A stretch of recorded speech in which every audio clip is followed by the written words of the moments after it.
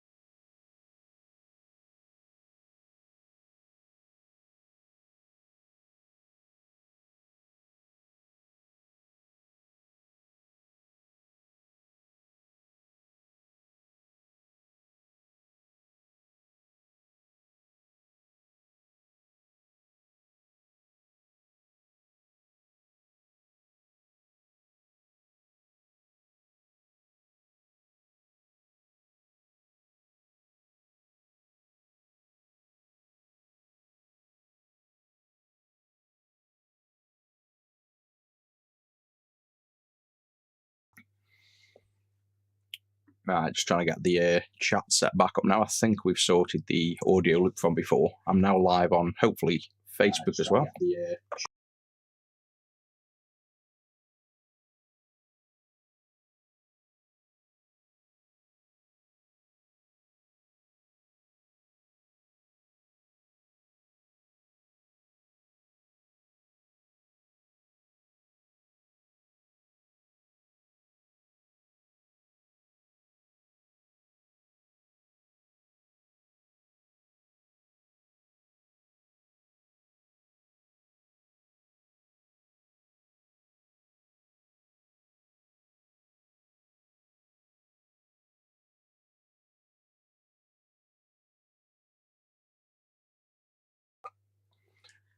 Yeah, so the audio is, I think it's the chat that makes the audio loop, because you have to open all the chat windows for this kind of Social Ninja app to work and show the chats. But as soon as I open that, the desktop starts playing the exact same audio. So I just need to probably try and mute the Social Ninja. Let me see if I can do that. So I need to move that out somewhere.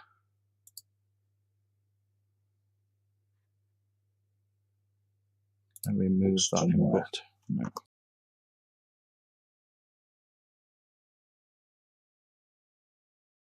That input. No.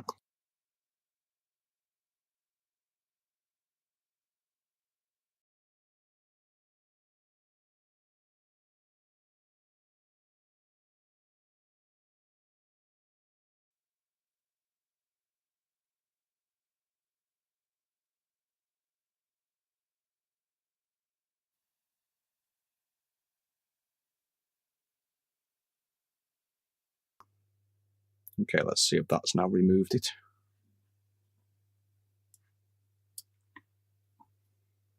Yeah, so I think let's see if that's now removed it. Doesn't.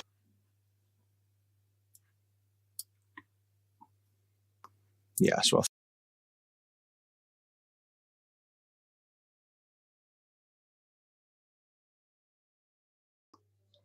It's definitely this chat app doing the audio looping.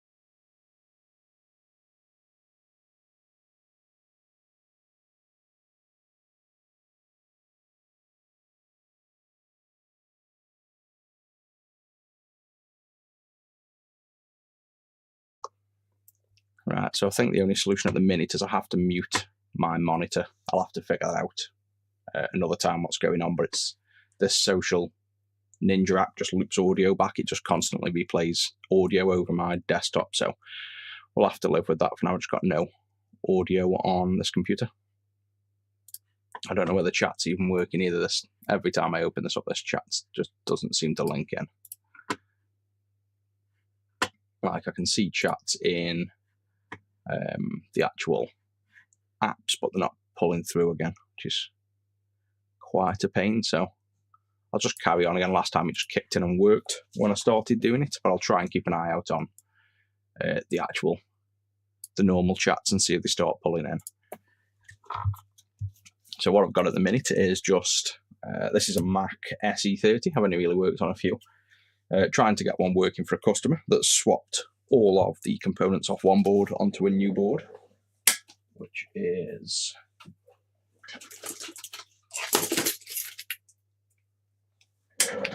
this one here. So this is like a remade PCB, like the Game Gear's video. The customer swapped everything over and it stopped working. I've got another one that I brought that was fully working to diagnose and swap. This has since died from swapping parts over. So we basically have two partially dead Macs at the minute. This is the third one I've brought that is in just an unknown state at the minute that we've got to try and fix. So I might just turn him on. Oh yeah, you won't hear anything without the speaker in. What you see, you get this outputs. This is basically just video RAM. So this is these two video RAMs here.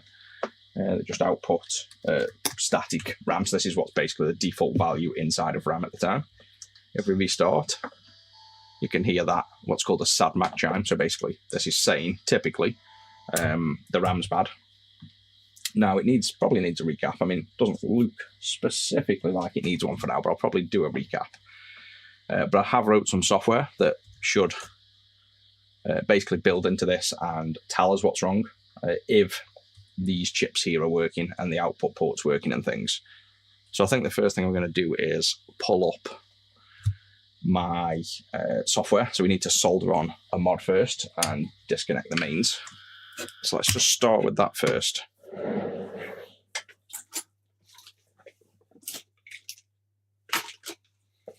And all we need for this is a UART bridge. So basically something that takes 5-volt UART to USB.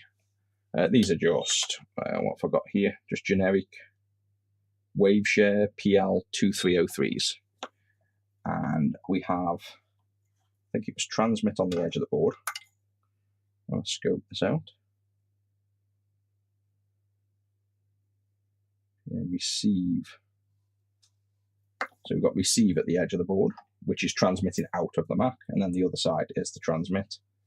So effectively receiving into the Mac here. And then I just have a ground anywhere. So if I transfer this over, we should be able to connect this up to PC with the software I wrote and see if it tells us anything useful, which will probably tell us that the RAM's bad, which is what is usually the case. But it's worth seeing if we've got that diagnostics coming out of the system.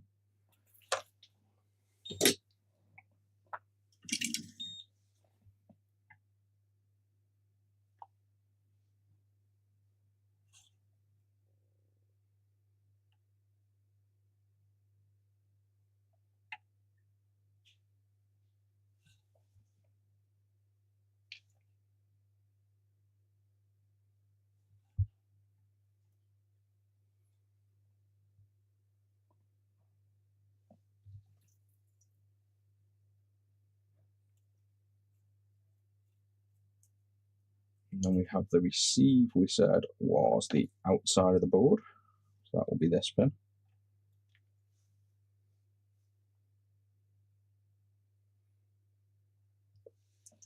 And the transmit this side.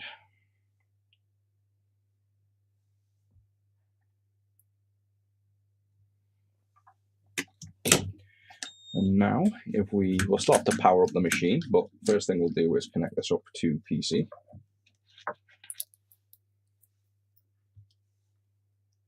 So just get the micro to USB-C.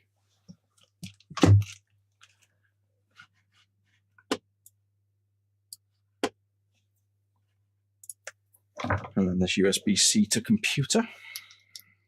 And I still need to set up a second monitor so I can show you the screen. But I can kind of show it off.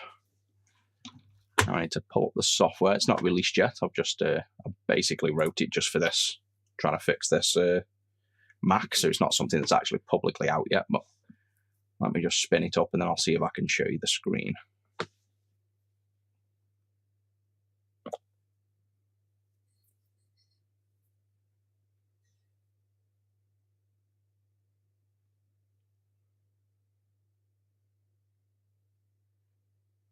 Wow, the computer's slow with running the the streaming software. This is taking forever.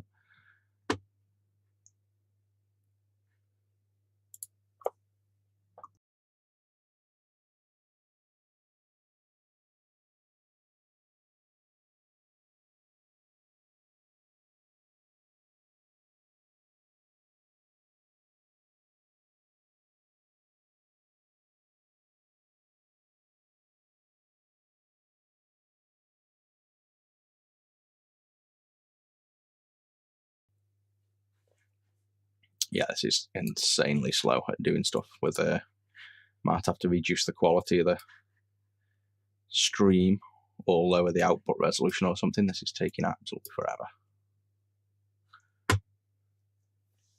And then what I'm hoping to see when we do this anyway is some output that literally helps us to say, you know, is it the RAM? So is it these RAM chips here? And we can start swapping them and putting new ones in. It might be as simple as just dirty RAM. It sometimes is.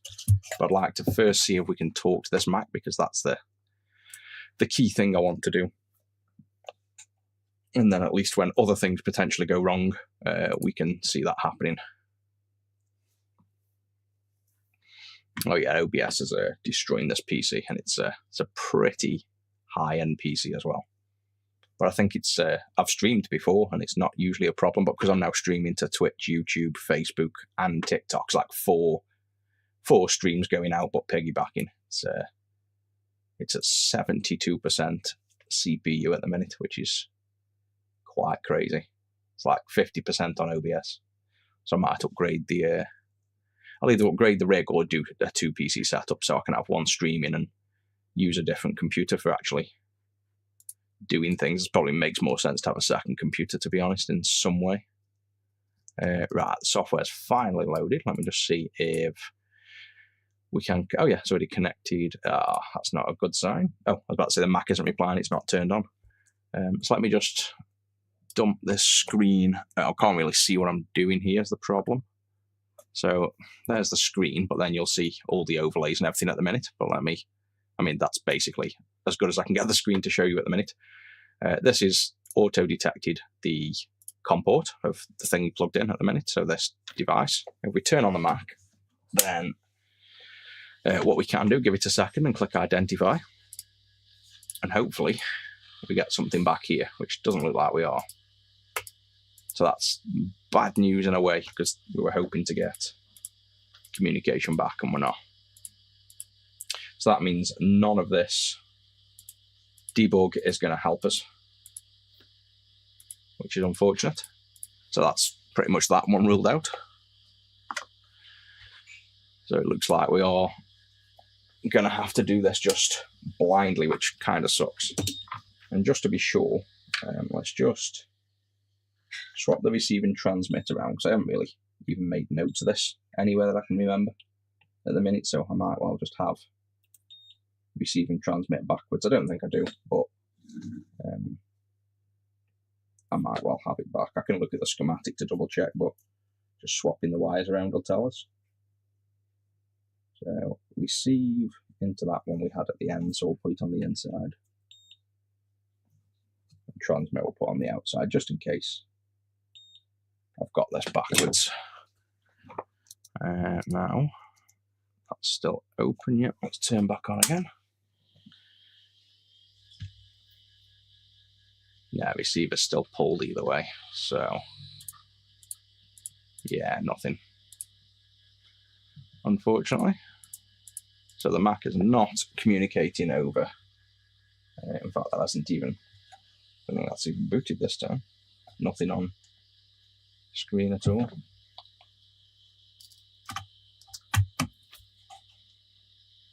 Yeah, again, nothing at all there.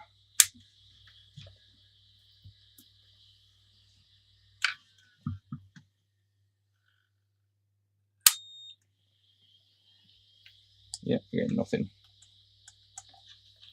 Oh, you know what? I'm an absolute idiot. Let's try that again. We haven't even plugged the Mac in. Haven't plugged the power cable in. Let's put that back to where I presume it was. Back on here. It's too early for diagnostics, I think. Flip it over. Plug this in. Now let's actually plug the power in. That's the thing that makes everything work. So there's still hope yet for the computer, at least, maybe not me. Right, that's connected. Power up. There's the SAD Mac chime. Let's chuck on the PC a minute. And let's see if identify. There we go. So we now have a reply, and the error is data bus failure. So this is now telling us we've got a data bus failure. We can do a ROM check, and that's come back okay. We can do a RAM size, which is detecting 1 meg, and there's actually more than 1 meg. So that's a good sign that potentially we are dealing with some RAM issues. VIA buffers, directions, they all pull in. We can do a quick data bus check, and that's actually failing on the same RAM. So the tests are passing in a way, but saying there's 2 meg of RAM. So that's a good sign. So what I'm going to do now then is try to remember to keep plugging that power in when we need it. That would be helpful. I'm just going to remove these RAM chips. So this is one of the most obvious things that can go wrong. And our luck, it's never these, but let's just take these RAM chips out. And we don't need, all we need is the bottom 4. So we need these 4 to actually boot. And you can have all of them out to get the SAD Mac chime, but you need all 4 to actually boot somewhere to the question mark screen. And these are so difficult to remove, like hard plastic springs.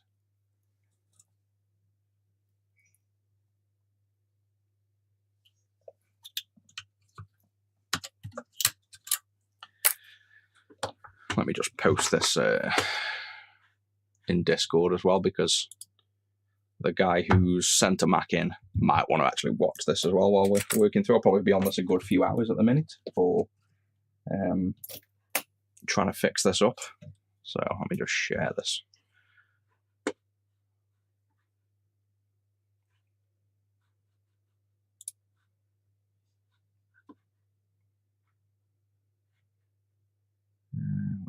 go. Mac SE.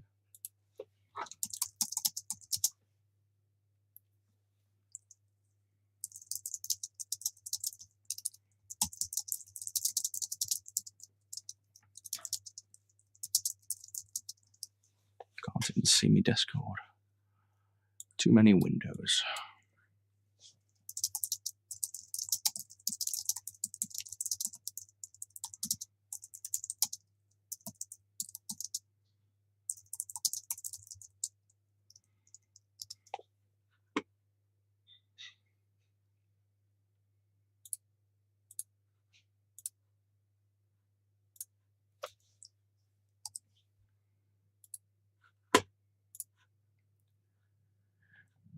That's pushed out to Discord. I didn't check Facebook as well. That's apparently streaming, but let me just open the Facebook messaging thing. See if those chats are linking in. And of course, no. What a shock! This Facebook's shocking. Every single time you go on, it asks you to sign back in.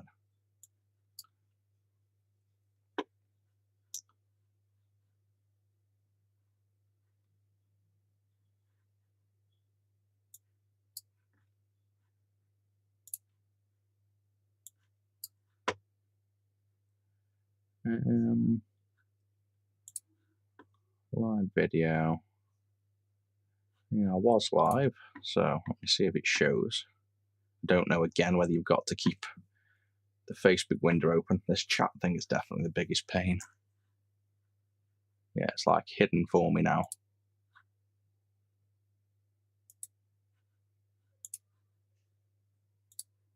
Yeah, I don't even know whether Facebook's working. I think Facebook's dropped again, so that's definitely one of the biggest problems. So let's just ignore the Facebook for now. Where were we? Right, we've removed the RAM, so I'm going to try boot with just the 4 RAM in case this RAM was bad, because this can also stop boot as simple as that if some of the RAM is bad.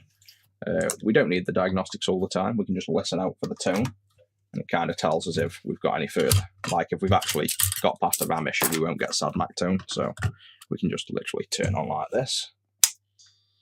No, so still SAD/MAC tone. We could still check the error to see what it is, but it's going to be the same because we haven't really changed anything. Don't know the overhead camera as well. Yeah, that's a bit close for what we're doing at the minute, so we'll keep it in that view. So first thing, if I can actually get these out without breaking all my fingernails off, we'll remove these RAM chips and put in some known working good ones. Actually, that's a good technique. I've got 2 tweezers, or maybe even a screwdriver. That kind of works well.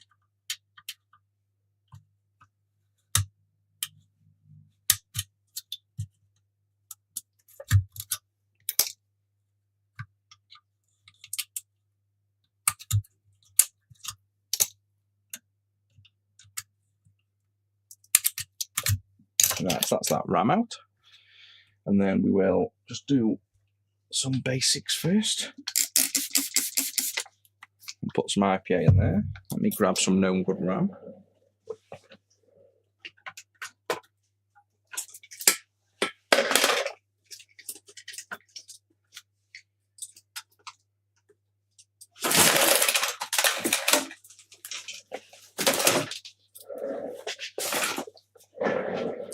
And I think this is the set I know is good. Looks like it. So let's now put this in. And again, just for good measure, let's just keep everything IPA'd, so it's got the best chance of working if it has dirty pins. And looking at the pins, they don't look bad. There's nothing in there that looks that bad.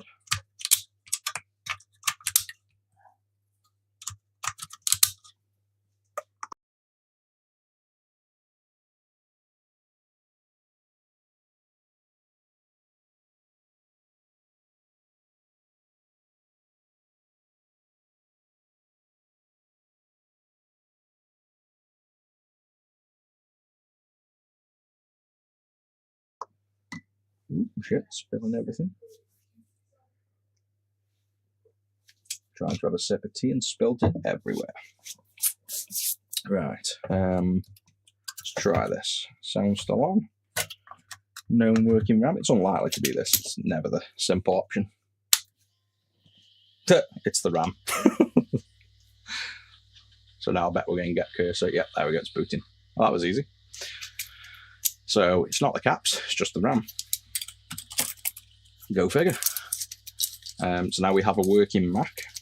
Now this might not fully work yet. So next thing we want to do is get the customer's BlueSCSI, I think it is.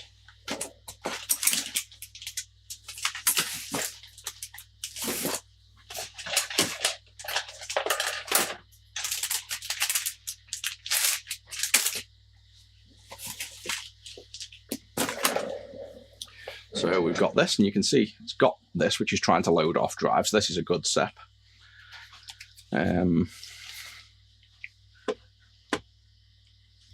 Nice. Instagram's typically a pretty dead platform for me, to be honest. It kind of died years ago. It doesn't seem to push it at all. So it's good that you've seen me on Instagram. Let's get this in the SCSI. So this is where the hard drive would typically load. Now we need power off the Mac here, which should be plugged into the existing hard drive at the minute. Now we'll plug it into this.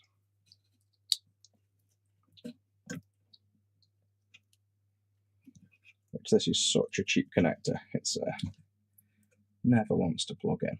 I'm half tempted to pull this out of the connector and just push them in manually. Yeah, PS1s. I love the PS1s. PS2s, I like the slims. I'm not a massive fan of the fat, just for working on them, like, but PS1s are, I really enjoy working on them, just so I can play Resident Evil, basically. Right, so that is now the SCSI hard drive in. So let's power up, and hopefully we still get a good chime, and we should boot to a system. So this shouldn't take more than 5 seconds. That 0 now is loading off the SCSI, and you can see the LED flashing under there, that green light flickering. And hopefully we're going to get into Welcome to Macintosh. Of course not. So it's never that hopeful. Let's try refreshing and see if it was just a one-off failure. If not, at least we're getting somewhere, because now this is just failing to load off SCSI. Yeah, so my only concern here is I brought a fully working one, and the SCSI chip's now dead. The customers are fully fixed. It went back, and then it wouldn't load off SCSI intermittently. This is not loading off SCSI. It's all kind of, you know, I know it's almost unlikely it's just a Raspberry Pi, but my concern is this, you know, is the SCSI interface the problem? So let's just try and boot off the internal hard drive, which may or may not be dead. We don't know. But I've seen this booting when I got it working, but very intermittently. So let's see if we get, oh, it's already got the ribbon in. We need to plug the Molex back in. And if you're working on these, by the way, it's like 11,000 volts, if not more here. So I know I look like I'm about to kill myself, but I am well aware to not touch the CRT board. I'll say that and then I'll be keeled over in 5 minutes touching the CRT. That's in there. That could do with being longer, but it's not. So we're going to have to hold this up here. Right, so if we position everything right, and if this hard drive works, then this will boot. If the hard drive's bad, which is kind of going to be hard to tell, we don't know at this stage whether the hard drive's also bad and the SCSI's bad, or whether the Mac is bad. Oh, there you go. So there is a problem with that BlueSCSI. So, interesting. I do have a feeling then this BlueSCSI might be the problem. So, system needs more memory. Yeah, that's no problem. So, this is definitely something about this is faulty. Yeah. Have about 7 drinks in the morning before I get going. Yeah, I'm not sure what to do with this thing, because like I say, I don't actually have any of these spare at the minute. I've not really built them, used them. I've barely done anything on Macs. This is one of the first real repairs we've done. But let's give it one more attempt. Maybe we need more RAM. So let's try and put more RAM in first. Let's try and get this to 4 meg, and with all slots to make sure everything seems to be working. And then if we have a fully working system, we need to really get this booting. Or I can try the other. What we could do actually is ignore this. We could ignore this BlueSCSI for now and try and get the customers booting with the conventional hard drive. I think that's the goal. Let's just ignore this because I've got concerns about this, and I have for a while.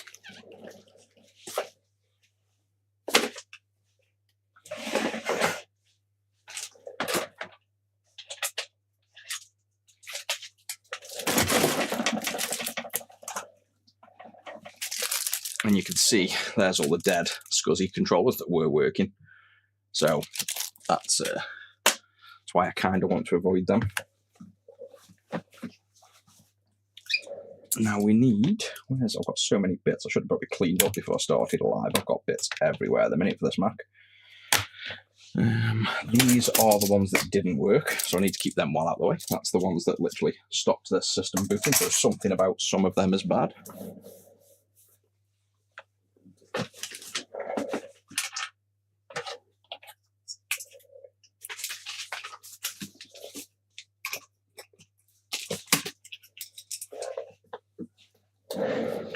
I've got this, which I don't know what that even is. That looks like another SCSI device. Maybe this is a SCSI we can use. If anyone knows what that is off a Mac, might even not be on the Mac SE 30, it might be off my Mac SE that I brought, but flying blind here. Maybe that's something we can boot from. I've got a ROM. That's definitely a spare ROM for the SE, so let's keep them out of the way. And then these are the remaining RAMs. So we've got 4 in. We've got them 4 as a set. I know one of these sets is 4 meg, I'm sure. So there's the RAMs I've got at the minute.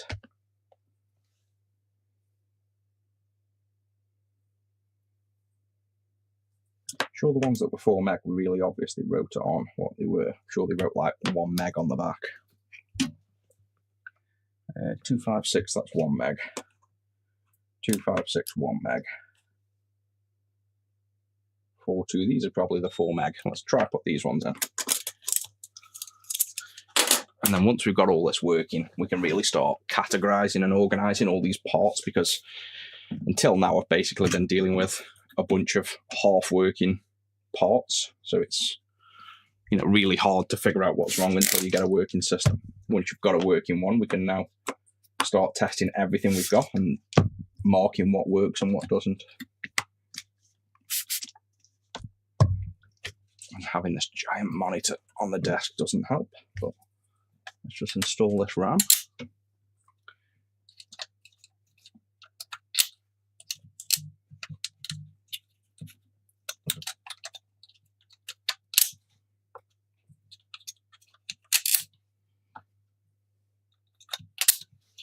Right, so let's try a boot. Speaker on, power on. Still booting. Now it's got the extra RAM. We're going to hope this thing is going to actually boot fully to the system, and then we can check the keyboard and mouse as well.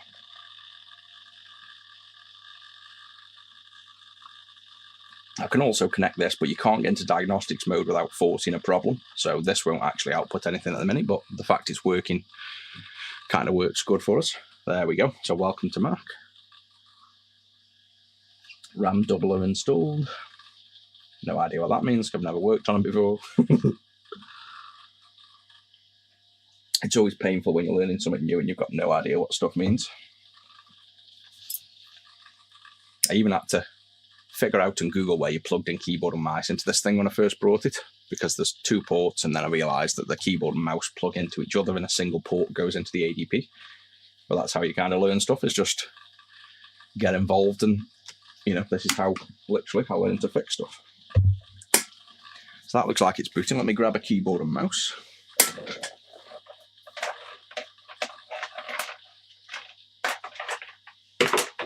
And I now have 2 or 3 of these because I brought a few. So we've got the keyboard or rather the mouse plugs into the keyboard here, I think. No, that's the keyboard.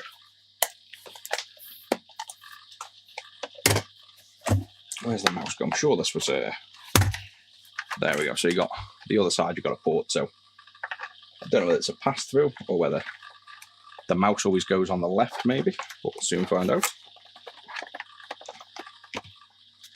I don't know if this can zoom out anymore with this being such a big thing. No, it can't. So we are a pretty tight close-up on this at the minute.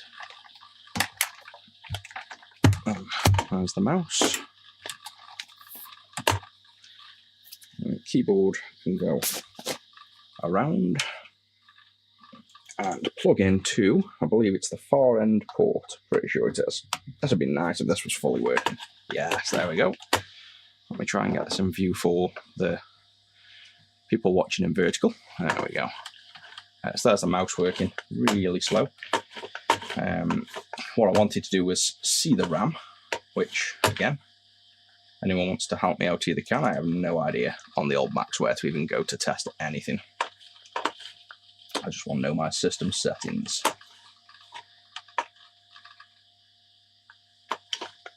Maybe, wow, this mouse is slow. Ooh, about this Mac. Does that tell me how much RAM I've got?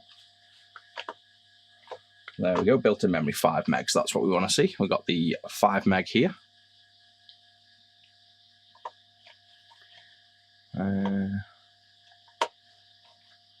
Total memory, oh, total memory 10. That can't be right. So is this hard drive, not RAM then, maybe?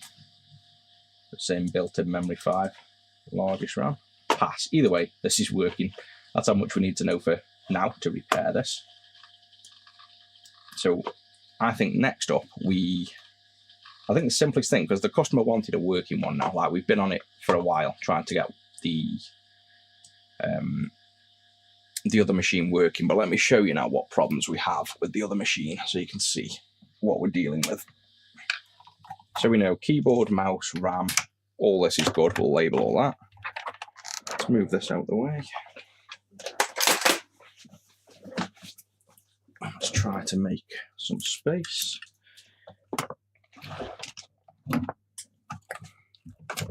That's off. That's off. This one then, we don't need for now. This connector.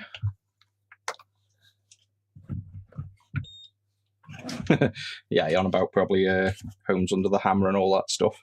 So I do still do other things. I do like houses up as well and run a software business. But yeah, I've been getting quite a lot of attention on like national TV stuff, but nothing to do with the retro. It'd be nice to be featured for, you know, restoring old consoles. That would be a cool little program.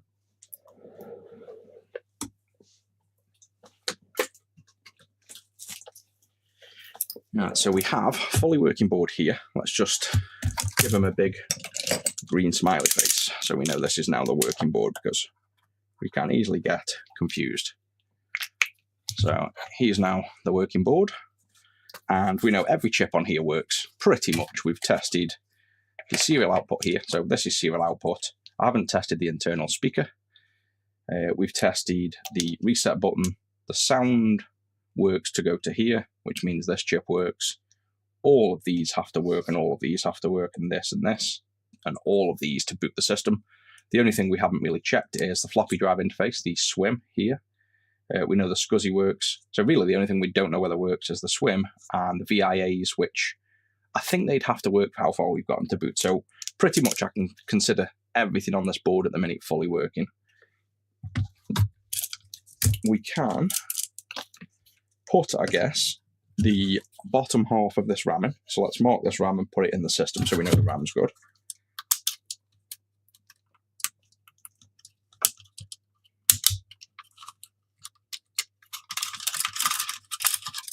So let's mark him up as good.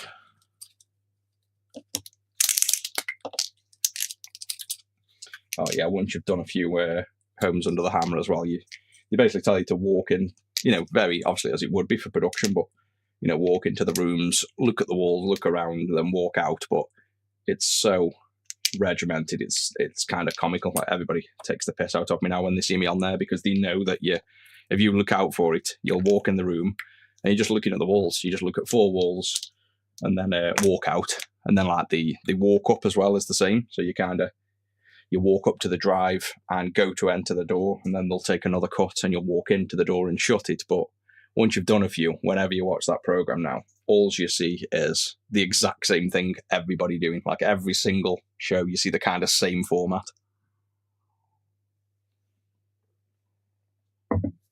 Right, so this one, this was the customer's original that I had fully working until this chip died.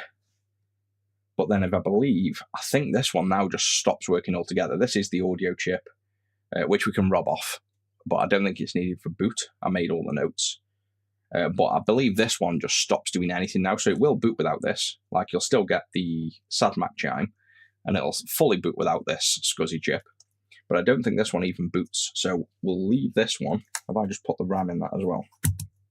No, I haven't yet. So we'll leave this one to the side. I'd like to get this one working, but the other one that I can get working is my fully working board I brought before I brought this broken one that we just fixed. And this one was literally fully working until I plugged in the BlueSCSI. And then this now is, again, I can't remember which one's fully dead, but I think this one now boots until you put that SCSI chip on. And as soon as you put that SCSI chip on, it won't boot.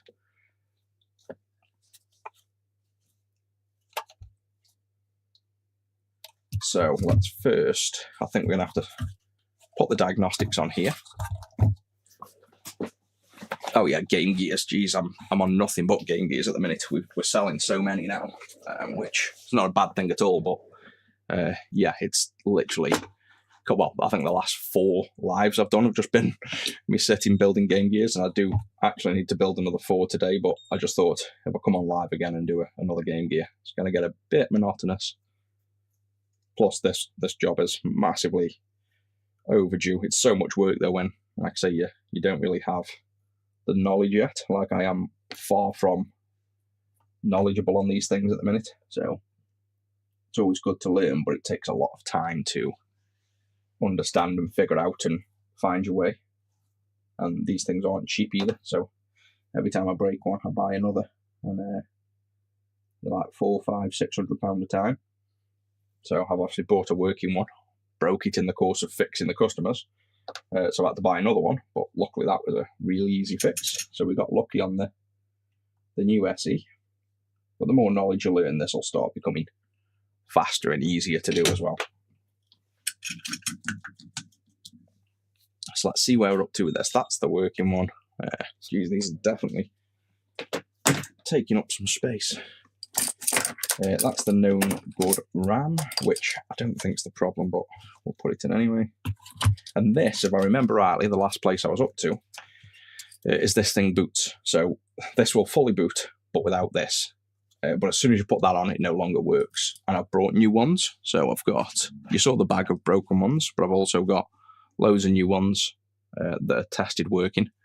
So it's not the SCSI chip that's like is the problem, but if you put the SCSI chip on, it stops it booting, and without it, it boots. So it's a bit of a weird one. I think the customer had bad VIAs at one of the fixes. Like, one of the points I worked on it, the VIAs were bad, and when I was in the middle of swapping things over, I've got a feeling one of these vias is actually the bad one. So I think if that's missing, maybe in the boot cycle, it never gets to the VIAs, so we never see the problem. That's my thought. So probably the fix to this is swapping one of them two, but with us not having a working Mac until just now, it made everything else harder to confirm. Whereas now we can take a time, swap parts between these boards, and we should get all these working, really. We should be able to figure out what's going on with them all. There you go, so that's booting. This is what it was doing before though. It'll boot and it'll give you the question mark, but it won't. Obviously, it won't boot from SCSI because there is no SCSI, so you can't boot from SCSI. It's not there. So now what I might do is I can put on a working like I can swap it from the working one onto this to be double sure, or I can just put another chip on. But I've put a few on, so I'm sure that the ones I'm transferring are perfectly fine. But if we really wanted to be sure, and you can see how it hangs here as well, we're not getting the flash because there's no SCSI, so something's getting confused. So I think the first step would be, let's test. I don't know what we're going to do. We've got a plan of attack now, but that's where we're up to. We have this board that hangs, and we need to install this chip, but as soon as we do, I know this will hang. So let's get the fully working board. Let's move them out of the way for a moment. Let's go to the overhead. What I want to do is, I know this works, so I'm going to take this off. I'm going to put a smiley face on because we know he works. So he's going to get a little smiley face, so we can't go missing. I'm going to take him off. Try not to melt these in the process, because when you're doing this over and over, you'll see the other boards, as much as you cover them. I think I've swapped them about 5 times. You're going to end up catching these. So let's try and protect them with, what I do is a few techniques. You can get some metal guards like this that wedge in. So you've got some wind protection effectively. What you're trying to do is stop the airflow. I've also got foam. I don't even know what this material is, but like super heat absorbent foam. We can wedge that between there. So that protects all them. Now, the connector here, you can't really rest anything. So what I'll do is aim the air that way. So I'll turn this way and aim the air generally away from this connector. So we're hopefully not going to melt this connector. And then worst case, you can buy these connectors. I could also tape it and other things, but putting aluminium tape on does nothing, because obviously the aluminium just warms up and melts the plastic anyway. So I never get why people tape things with aluminium. It doesn't help. You know, it spreads the heat a little bit maybe, but you're still heating up the element.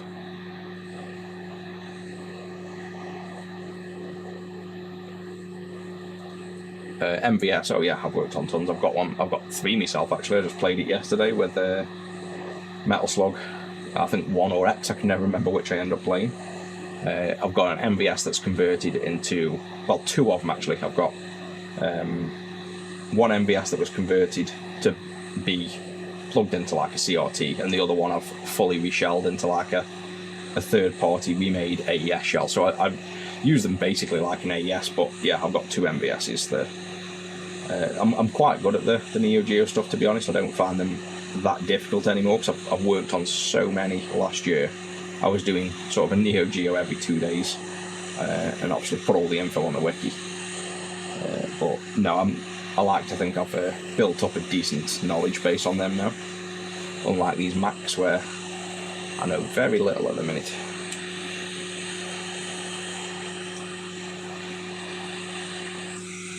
There we go, so that's the known good one off. Now what I'm going to do is put, interestingly, what I might do is, we've presumed these are dead. I reckon they're not.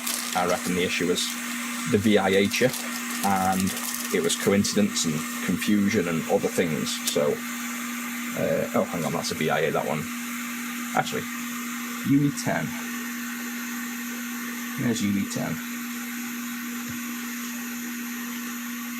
Oh no, that is dead. The UE10 is the sound chip, that's a definite dead. But the other 2 in the bag are the SCSI chips. So we have, this one is a SCSI chip with nothing written on but presumed dead. And this one, let's rip this bag open, it's full of sticky. This one I've put a cross on. I don't think this is bad, so I'm going to put this one back on. You can easily swap it off, but actually before that, let's just fresh solder this now. So get some clean leaded. In fact, let's go even further. Let's do this properly. We want this to have the best chance of working. So let's desolder wick all of the old solder first.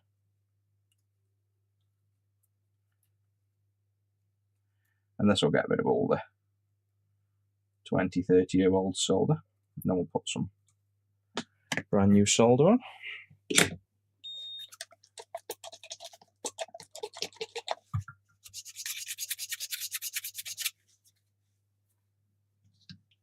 fresh flux.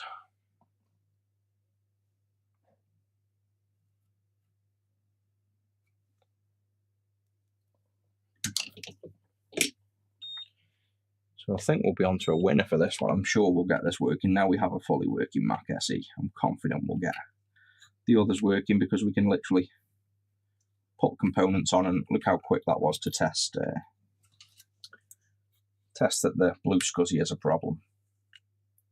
Which until now I couldn't really prove, and it was guessing, but the fact it doesn't work on this and then does on the other is a fairly good sign. Yeah, see you in a bit. I'll probably be on this for a few hours, to be honest. I've set this out as my only goal for today. I won't get this done for the customer. So if this isn't fixed, I'll probably be on today, tomorrow, Sunday. I'm going to get these resolved. So you'll probably come back and I'm still here.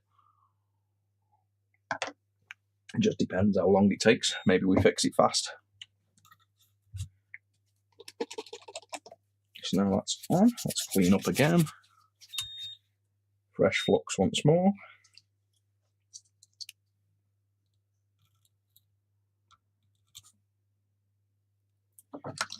And then we will guard this and turn sideways, guard this. And now I usually do this under the microscope because I need to see. So let's just go to side view them in so I can get my head under a scope. I want to make sure this is on because these are pretty tricky to get on right. Just because the package shape is a bit daft. It's not the best shape for a package. They obviously improved this years later, but this kind of PLCC package is pretty bad for soldering on. And this is where I need to really focus that I don't melt plastic and stuff. So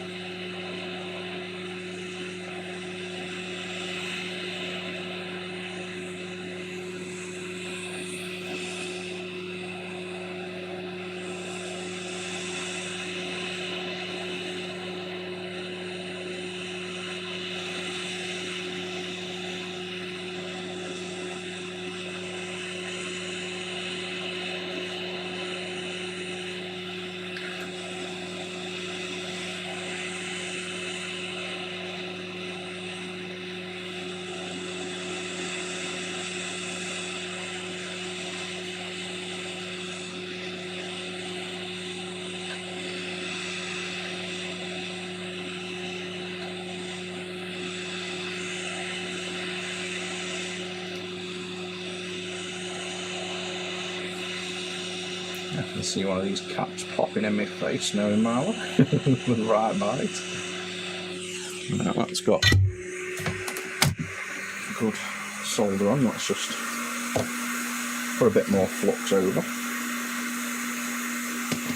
And you can see even with the protection, those plastics are just so close that we're getting a slight char on them already. But like I say, these connectors are just ID connectors. When we finally get stuff working, I'll probably renew the connectors anyway. So I'm not overly fussed. I prefer save me time working through and getting it working faster than wasting time sort of protecting the plastics I can rebuy.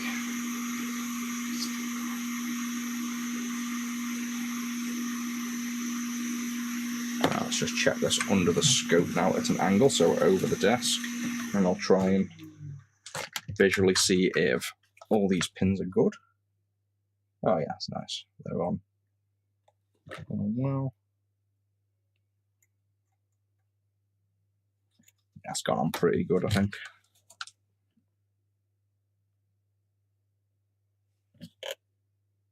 Yeah, I think I'm happy with that. Yeah, I'll see if I can show you that on the overhead. Yeah, the V3. I've just finished the V3 tub, and now I've got some ASM, and then I've also got, which to be honest, I think I'm not sure I've only used it for one day, but I think that's better.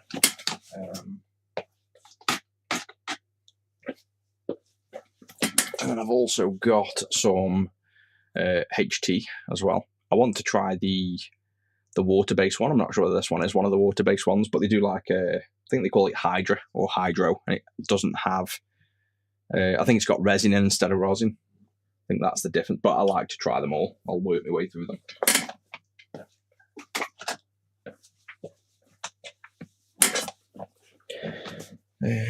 Forgot to clean while that was warm, so this is going to be a bit gluey now, but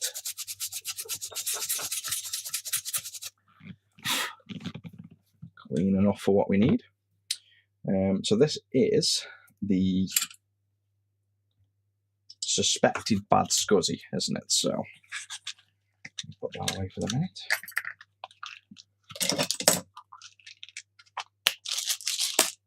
Put them baby caps up. Well, yeah, we'll probably do a recap at some point, but move them out the way. Go back to this angle. And now, if this was a bad SCSI, then it will kind of prove in one way that the BlueSCSI killed that SCSI chip. Whereas if this works, we're likely dealing with, even though the BlueSCSI doesn't work, we're likely dealing with a bad VIA. So this is now the board that fully worked. Everything, I think that's everything plugged in, power and SCSI. We're hoping that this fully boots. And I haven't got the speaker plugged in, so you won't hear the ding. Oh, and there you go. It's a bad boot. So let's refresh. Yep, so that is a bad SCSI. So it's all pointing towards that BlueSCSI, unfortunately, killing the chips, I think. So really, what we want to do next is... Oh no, ignore me. I haven't put the RAM back in ever. Let's move that RAM to the front.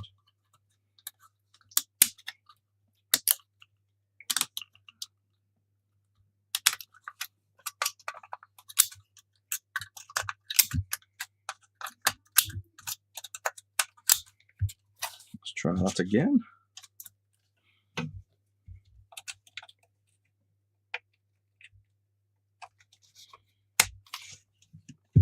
One more time.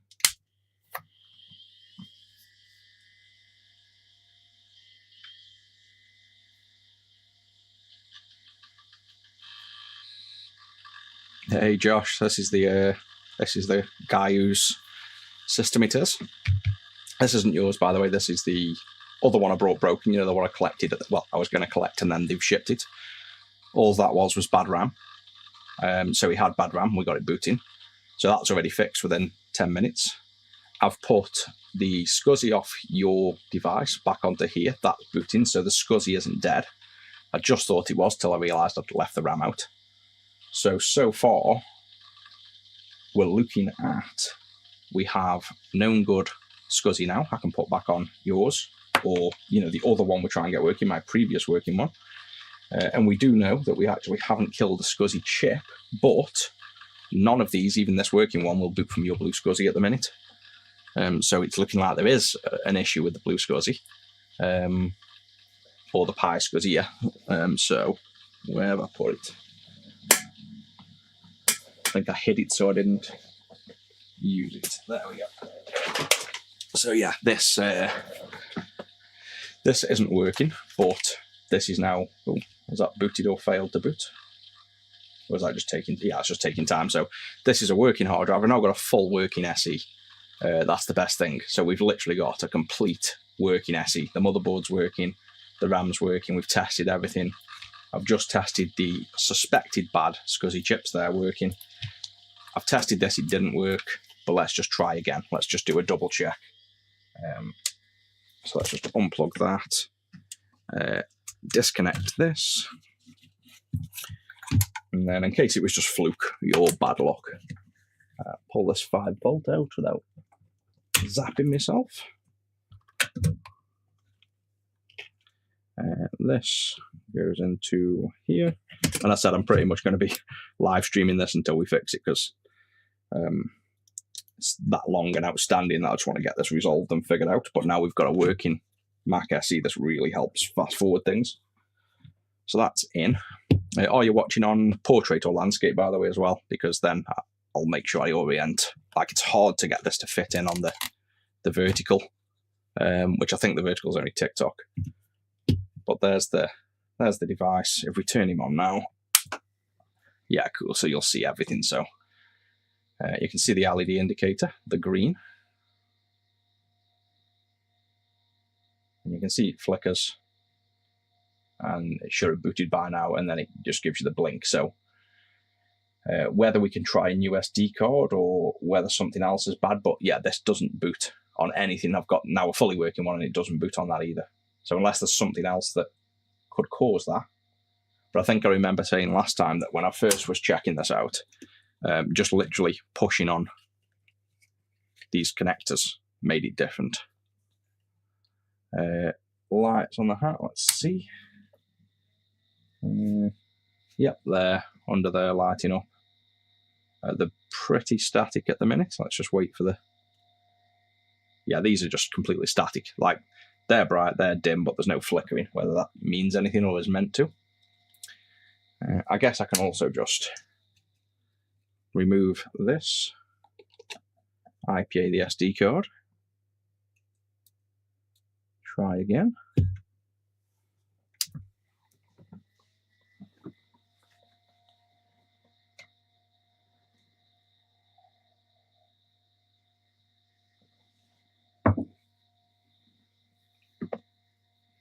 Yes, that's not working. So I think this is what I was thinking, though, is with... I thought originally this SCSI might end up killing the SCSI chip on here, but it doesn't look like that. But yeah, this is defo Kippo. So we'll leave this out of the equation for now. I don't think that's really a concern.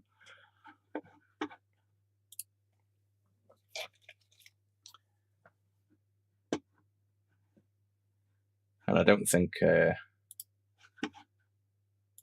me have a look.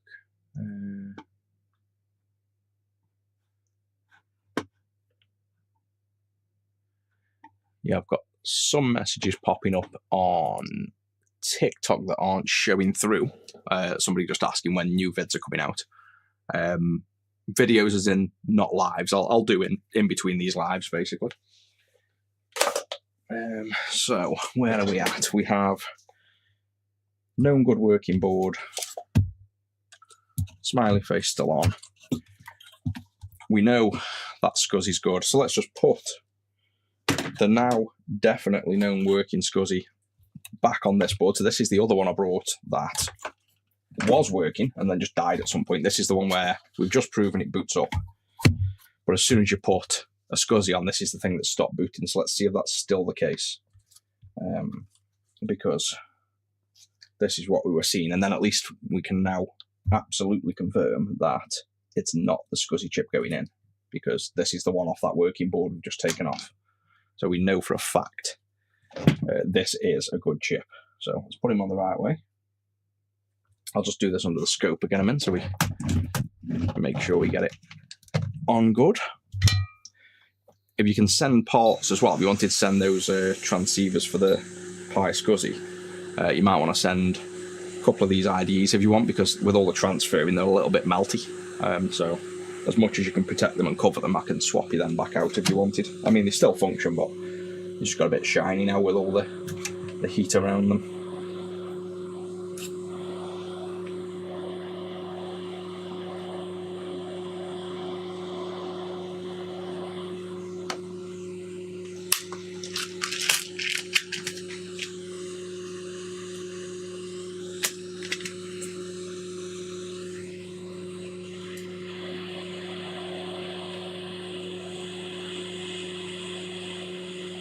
Nice, thanks for joining at 5 AM.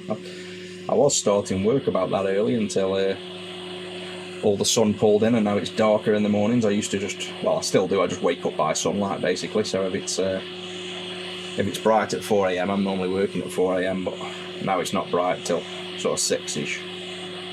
I don't really start work now till 6, 7.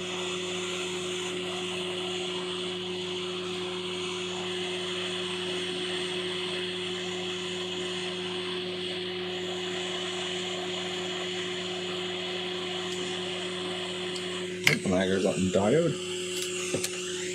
And the fuse, so that's why putting that on there doesn't really work. Just have to make sure he's on the right way after as well. It's probably one of the worst ones to put on while the board's fully assembled as well. It's just right by plastic everywhere you go.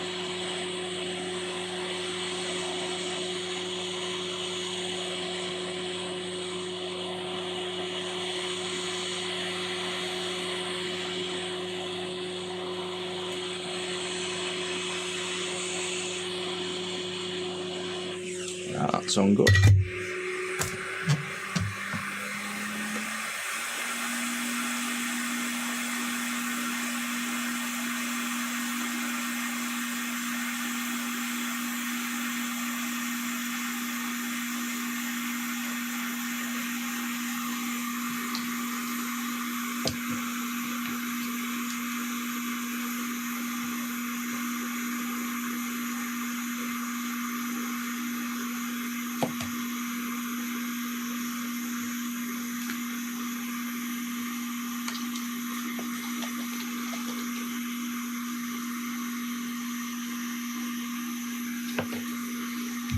Let's get another map as well, look at which way that diode goes. So line towards the end, which is fine.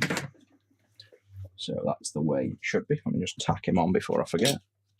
Because that diode's decided it wants to lift off.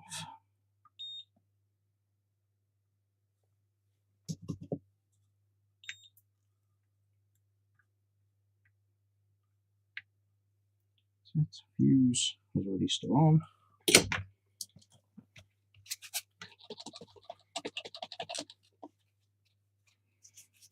Those you know, when I was mentioning I was going to make one of these converters, are those ones they were trying to say are like £30, and I don't understand why they've used the expensive part, because they literally just was basically just a level shifter, just in a package of 8. But they've selected one that like is crazy expensive for no real reason by the looks of it. You can literally, I've got buzzed transceivers on pretty much every product, like the clean screens that operate screens and stuff, and they don't normally die, but by the sounds of it, it's fairly regular.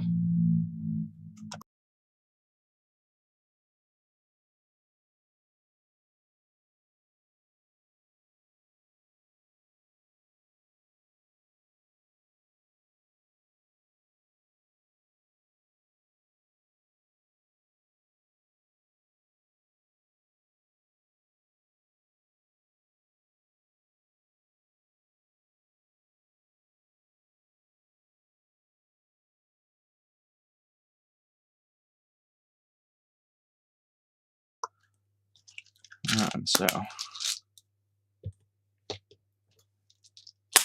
yeah, I think we can loop back to the BlueSCSI once. I'd like to try and get all 3 of these boards back working if I can. I know we're missing one of these. We can't really ever get sound on one, so it's kind of a pain because you need this. If this doesn't work, these don't work. These pull the system into reset, so we have to remove these, bridge 2 pins, bypass the reset.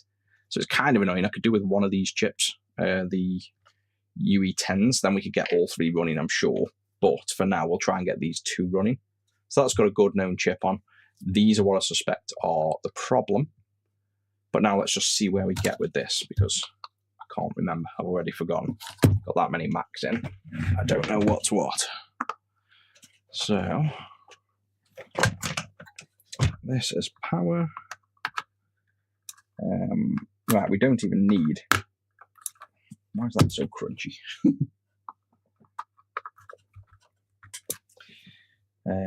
Yeah, we only need the speaker because it wouldn't even boot now. So with that chip on, this is where it wouldn't even boot. Like it literally, yeah, and it sounds like it's not booting. There's no audio. So this is, yeah, and there you go, completely dead. And we know it's not the SCSI, but you take the SCSI off, it boots. So it's not the SCSI, but something is interfering. So we're definitely, I think, onto VIA chips. And I think, let me check the wiki.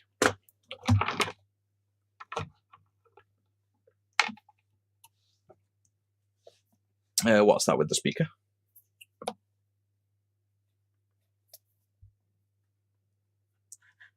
Let me just check the wiki for. Oh, this, yeah, this is just literally that's what will happen when it sends a pulse in. That's just the voltage rail coming up. So if you do that, yeah, it's literally why. I mean, I abuse this speaker. So that's just had basically the 5 volts off here going straight in it probably. But yeah, this had some serious abuse, mainly just because I think that's the on button every time I pick it up and push it instead of it being this side. So every time I get this poor speaker out, I pretty much do that by instinct, and it's literally full. This is just flapping in the wind now. It needs replacing.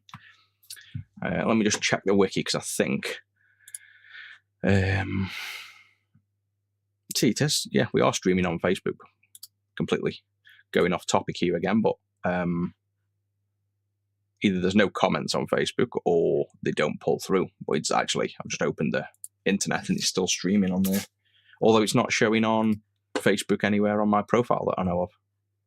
So, God knows on that one. Let's try to stay on topic a minute. Go on the wiki. I'm pretty sure I put all the notes on here already. Mac minimal boot. Where did I make these notes? I definitely made a note on what chips are needed for boot. Very minimal boot. Yeah, non-essential ICs. You can remove all non-essential ICs if you're still struggling to diagnose. UK, one of these, UK 11, UK 12. So we can remove them. But I don't know whether it'll fully boot. I can't remember. Either way, it should actually boot to something. Maybe to just sound. Expected boot with just the critical ICs you have to also remove the sound chip, blah, blah, blah. If you have no ROM, you can probe this. If you don't see this, perhaps check all of these. Yeah, so I haven't really made enough notes for definitely know what I'm doing. Let's just take them off anyway. So, power off. These are the same TIA, I'm pretty sure, aren't they? I don't think they're in order. Like, they're literally the same exact chip. But let's engrave all. Let's do. See if you guys can remember this. Pink on top. And I've got no other colours, so even though it's maybe not faulty, I'll just put a red circle so it's not a cross. So if I forget midway through stream, somebody can tell me this was top, this was bottom, and this is the one that currently doesn't work with the suspected VIAs. And then what I'll do, what I could do actually is swap them one at a time. So swap this to this chip here. So like swap these over. It's probably the same thing to do, and check if this still fully boots, because that's what we never did last time. When I first fixed this, I didn't have all the equipment. I couldn't test full boot. So I was swapping VIAs over, presuming things worked just because we got SADMAC, but that's not really a test. So let's do this. This is the surefire way. It's a bit slower, but it's a guaranteed way of getting this to work.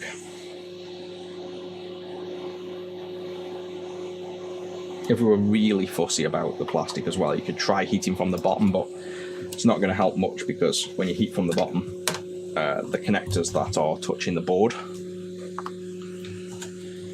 so, you know, these connectors are touching the board underneath, you still melt it, if not more. So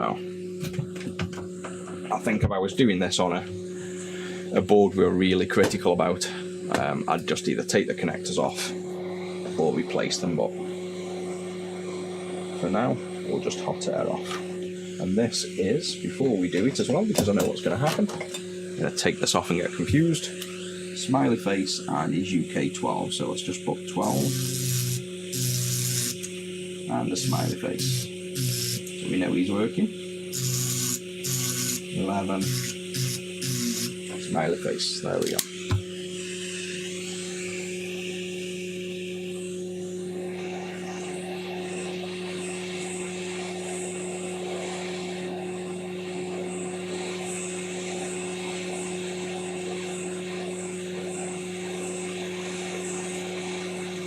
The main confusion as well on these builds, this one's not too confusing, it could just be a chip swapped over.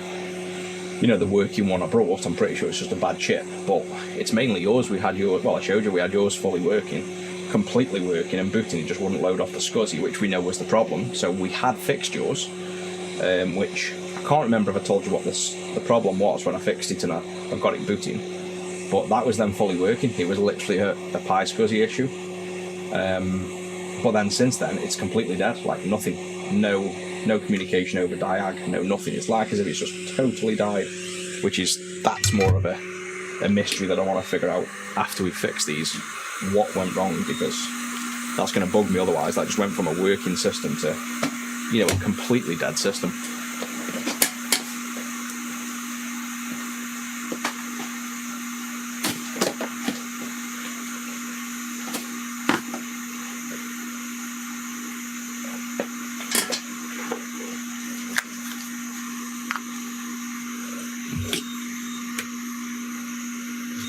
But this will be good info if nothing else as well, that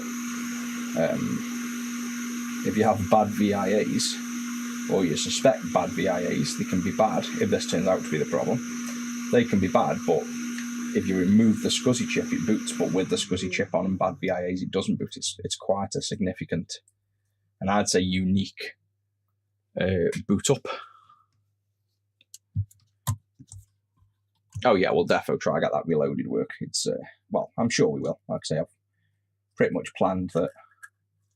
That's the goal now, and now we've got these one working board, and I'm sure we'll get this one working. Almost positive. We'll have 2 working boards, and then we can try and figure out what the hell went wrong with yours. It's unlikely to be Tracy's because it's a new board, but the fact we have working stuff now is the key. We can literally hot swap and get things working a lot quicker. So we might get 3 Mac SE 30s out of this, hopefully, if we get that UE10.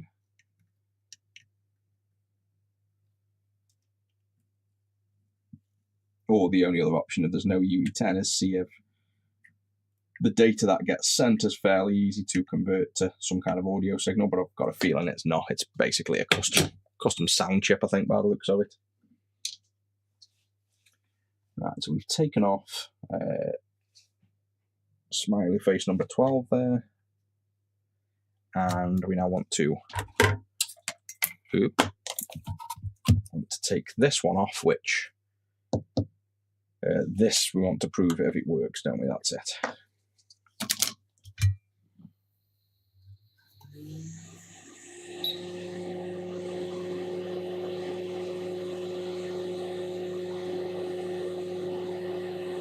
Yeah, someone says there's no live showing on TikToks, on Facebook, so it's streaming on Facebook, so it's not showing up, so I might as well end that stream. That'll save a bit of CPU cycles. And also the TikTok live messages aren't coming through. Like some of them are. No, actually they're not, are they? TikTok live isn't coming through at all. Let me hop onto here a minute. Show, hide. Yeah, that's why. If somebody wants to message on TikTok again, see if it works. I've refreshed the chat. The chat is definitely buggy. The cross-platform chat, there we go, it's working again now. So we haven't had TikTok chat that whole time. And it opens so many windows on your computer to work. I definitely like a cleaner solution. If anyone knows a better solution, this is, what's it called? Social Ninja, something Social Ninja. It's really good, it's working and it looks ace, but it's such a pain to set up.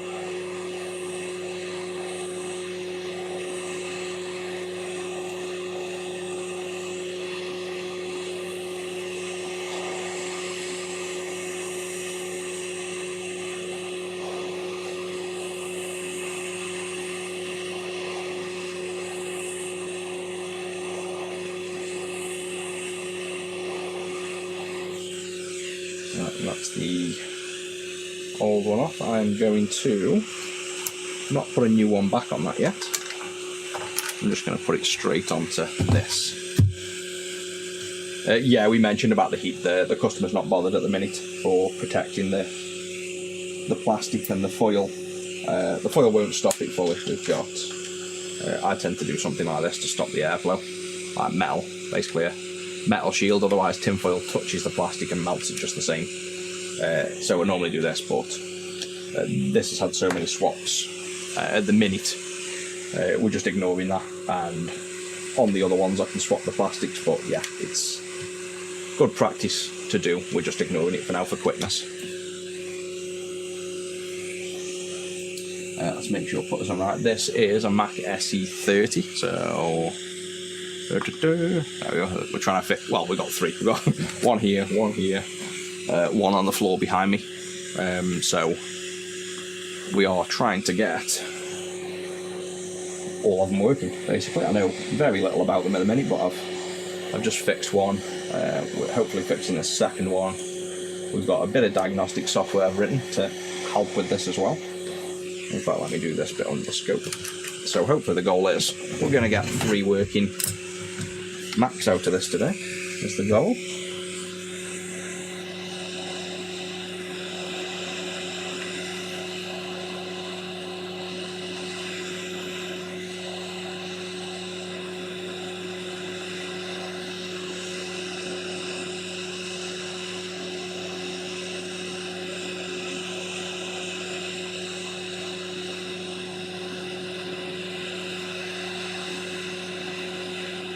This IC is it's called the VI8. You can open it up and get the datasheet. Basically, it's a universal chip in one way that can be used for multiple things. On the Mac, I'm not even sure what it's used for, to be honest. I've not really dug into it that deep. I know what pretty much all the other chips are for, but I've not really dug into the VIAs too much. And the cameras are Blackmagic, so these are ridiculously overpriced top-end cameras. Like for streaming, it's crazy overkill, but I've finally got to set them up and use them. I've been trying to set them up for streaming now for probably a year on and off. I just never really had the time to set them all up properly.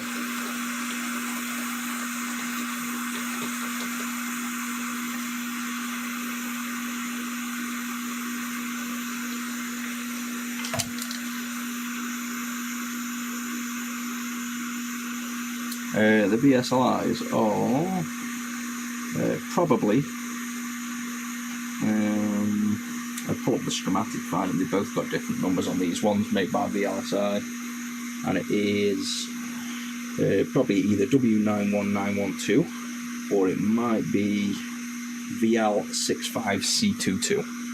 I know I read them up when I was looking at diagnosing them, and they're basically an off-the-shelf chip for controlling interfaces. Like the datasheet will just tell you that generically. On the schematic, I can pull it up. All this is cooling. Let's find out where they go on the schematic, and we'll know what they're doing. I did know, but I do that many things, I forget by the next day what I've done the day before. Let's have a look. Redrawn schematic. UK 12 and UK 11.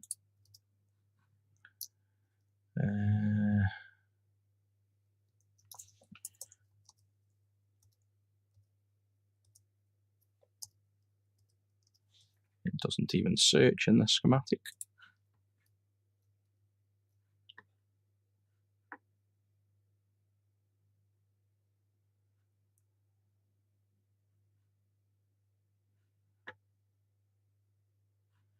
Right, so it's connected to the RAM sizes, the buzzes. It's actually connected to SCSI. So VIA2 UK 11 is connected between the SCSI and the RAM.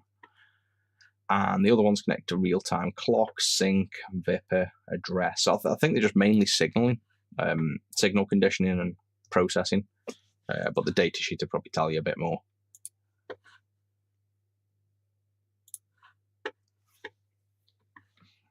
Right, so that's on. Let me just check again, actually, under the scope that I've soldered that well. Just look down in. Yeah, ooh, nearly pulled the scope off the desk. Yeah, it looks good to me. There's a quick check. If it works, we know it's good. If it doesn't, I'll just double check again. But that looks good to me. So, what are we checking here? Now, this is the fully working board. I definitely need a big sign on this. Spam in the chat already. Let's put on a smiley face just here. I know that chip's good, but at a quick glance, so I know this is the fully working board. Power on there. So we can just see if this boots first, I guess, because that was the first problem was, obviously, if it's bad, I presume we won't boot. Yep, that still boots. So, yeah, we could set up moderating once I've done a bit more on these and figured it out. It's we can do something with the chat, but like I said, I'm not overly happy with the Stream Ninja thing. It's very pain in the arsey to set up. So once we get the way of doing streams a bit more nailed in. Oh, it's interesting. Now I've got that plugged in. Oh, here. There's an interesting thing. If you plug in the SCSI, but you don't plug in the hard drive, it fails to boot and no chime. So we don't have the power plugged in, and that actually gives you completely dead, no chime. If you're plugging in, a hard drive into the SCSI, that's worth knowing.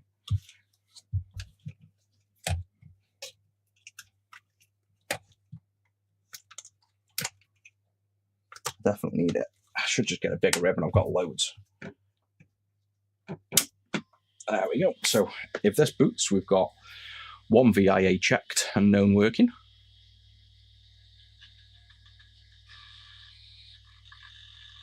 Yay, there we go. Right, let me grab an extension for that so I don't have to keep stretching.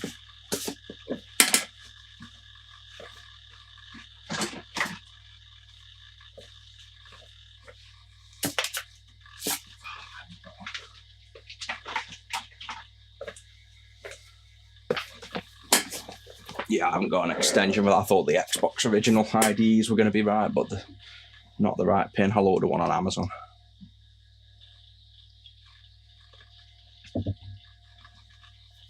Alright, that's next step done. So that means it wasn't that chip, so we can leave him off for the minute.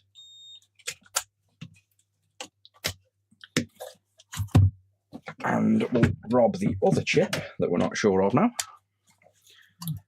So this is my suspect chip at the minute then. So we can put him back on with the, I can clean the flux off that, with this known chip here. So he can go back on there and he can come off. So we'll do this in one step. And again, let me just do this under the scope so I do it good.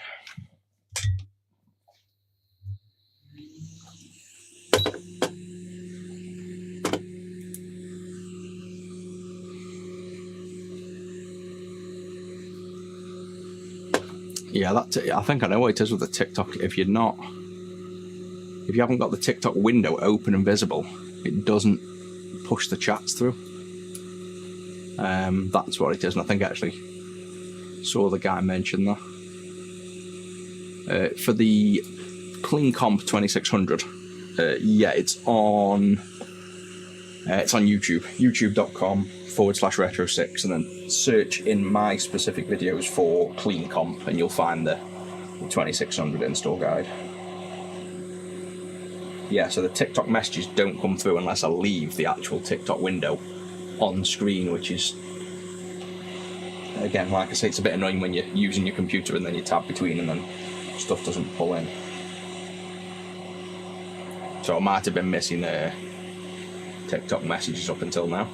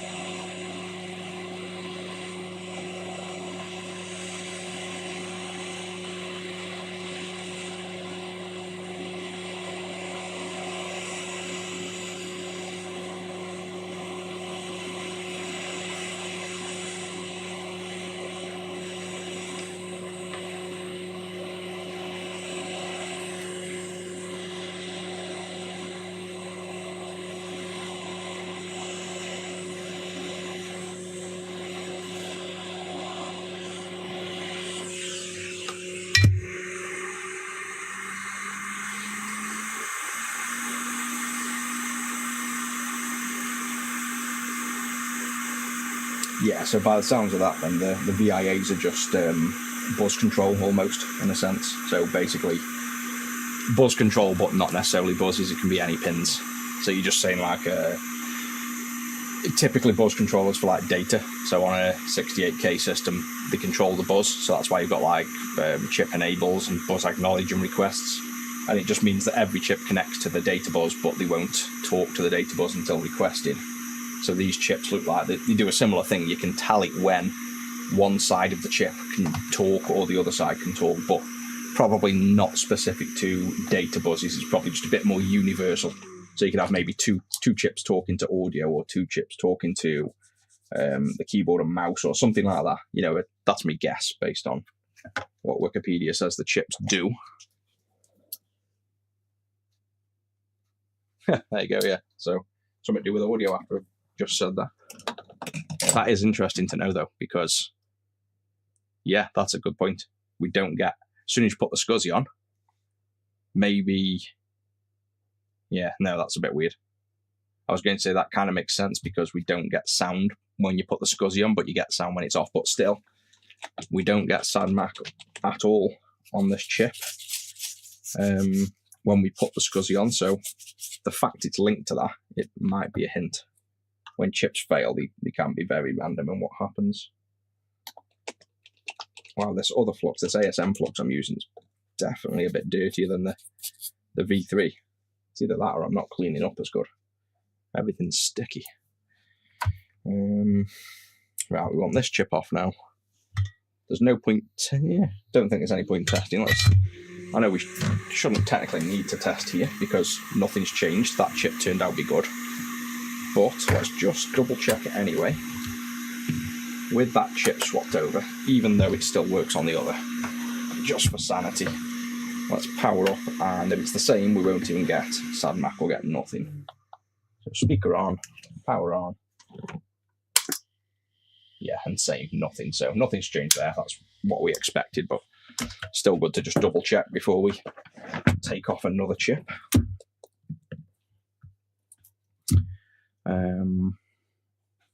So that literally got to be active. Yeah, that is.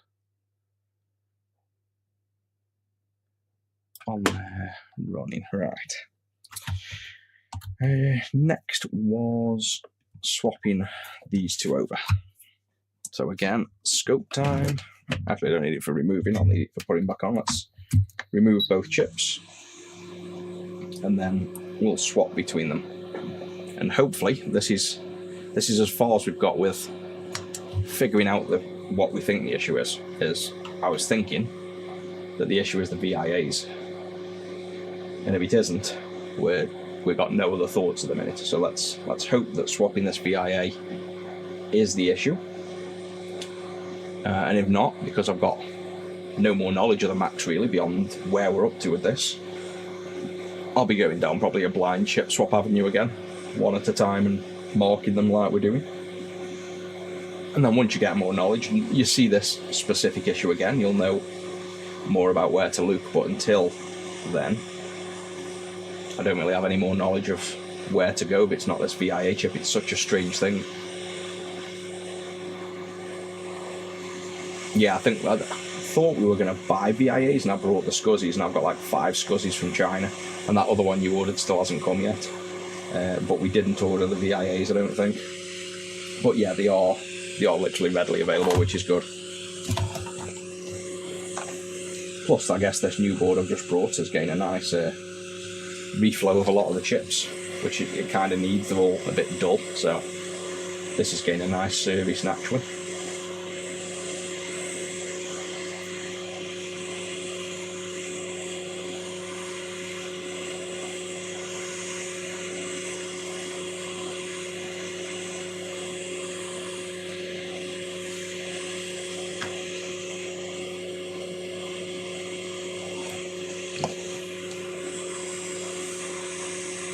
Oh yeah, when I was checking the RAM as well, this is how little I know about it, when it booted up, I just went to About This Mac, and it said like total RAM and used RAM or total memory or something, and it said 10 megabytes and 5, like total was 10 meg, and available was 5 or something. I'm like, that can't be the RAM, because I'd only put 4 meg on, or 5 meg, I'm sure.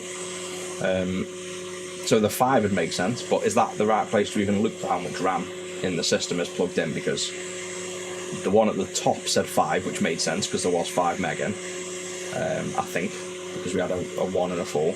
But the bottom said 10, which is what threw me off. Like, what is, you know, is that even correct, or what does that mean?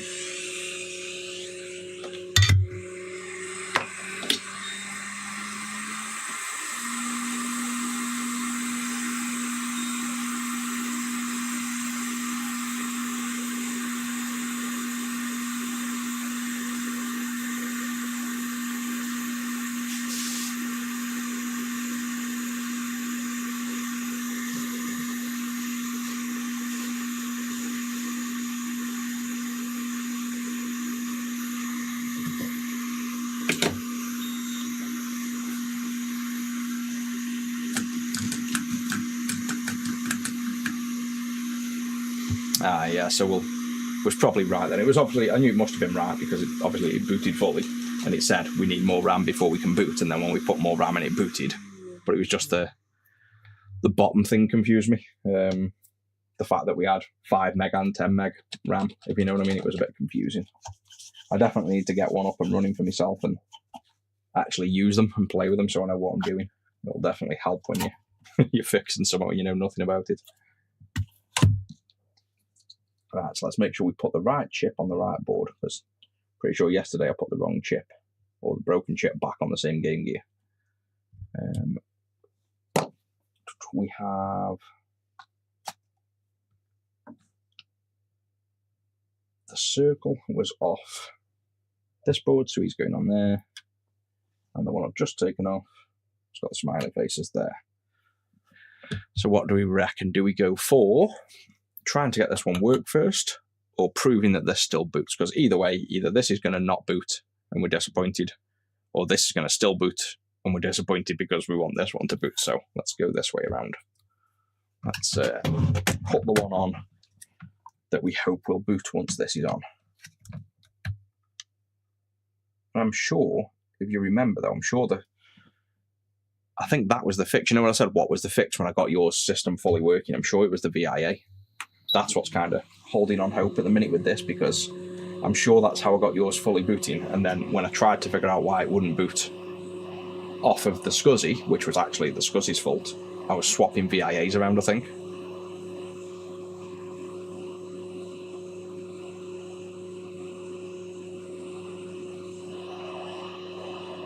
Yeah, I think I read that somewhere about that ROM patch you're on about. So it's like you just upgraded and there's capability of way more RAM, but you need the software fix. Is it a software fix or hardware? Is it just purely a ROM fix? So you just literally change the ROM. It's got to be, hasn't it? Because that's all we've done on yours, and that has the ROM patch in, I think.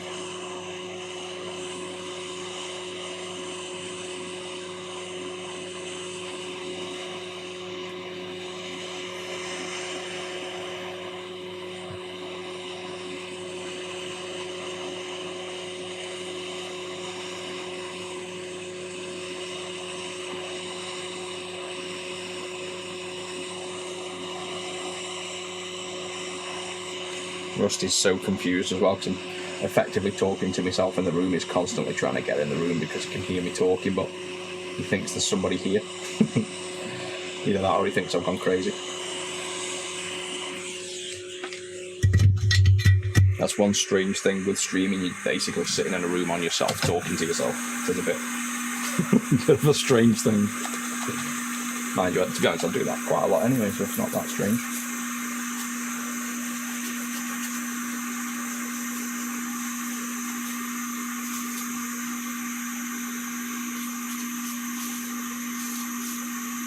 I'm going to put on these as well. Purple is going to be the chips we've swapped off the known working board, so I'm going to do a tick so we know what's come off the guaranteed known working board. Even though we've swapped them over and they work on the other, I still want to try and keep track of where these chips came from in case things start going wrong for us, like they can do.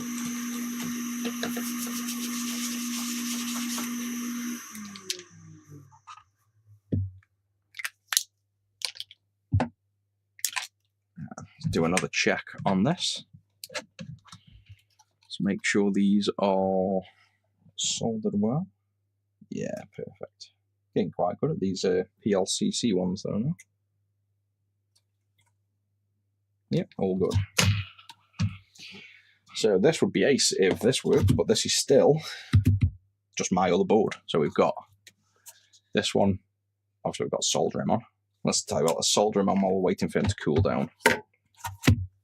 But if that works, at least we've then got 2 working boards then, and we're just down to the reloaded then. So that's hopefully what's going to happen.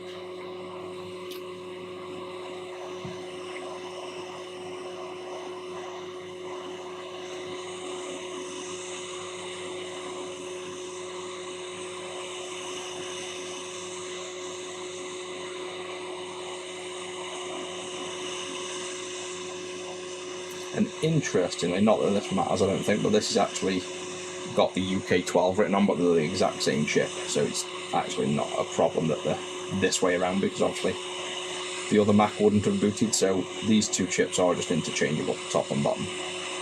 But I've got engraved on this chip UK12, and it's going into UK11 position.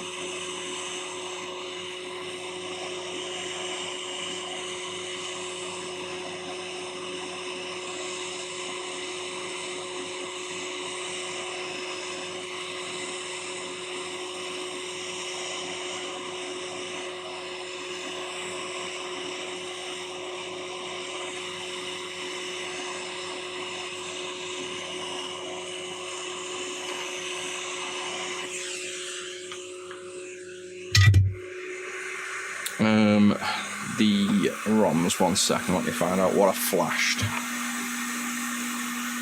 I should have it in. Engineers, Mac, ROMs.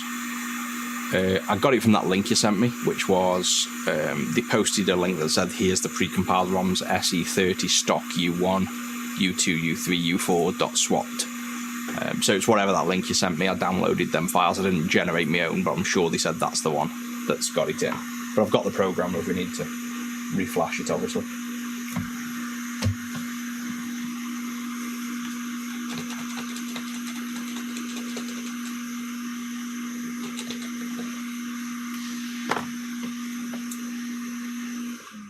So those 2 are off our working one. This is off there. Right, so now if we let that one cool, this is the one that should work anyway. This is the one we're hoping now works, and that the other one's dead. That's what we're hoping for, because then we know it's the VIA. And again, we don't need anything but the screen and the speaker, because literally the problem we have is nothing at all boots. And there's no chime, so if this works, then this VIA chip was the problem. They're cool enough now. Still nothing, so it's not going to be the VIAs. So this is interesting. So let's just confirm that the fully working one still is completely fully working and boots everything right up to the system. That's the new check we need to be doing to make sure absolutely everything boots, because that's the one step I didn't do the last time, and I think that's where we ended up swapping a component in that was actually faulty, and then that's kind of why we ended up in this situation where we didn't know which chip was bad. I definitely need an extension there, that's crazy. Let's give that a moment to cool down.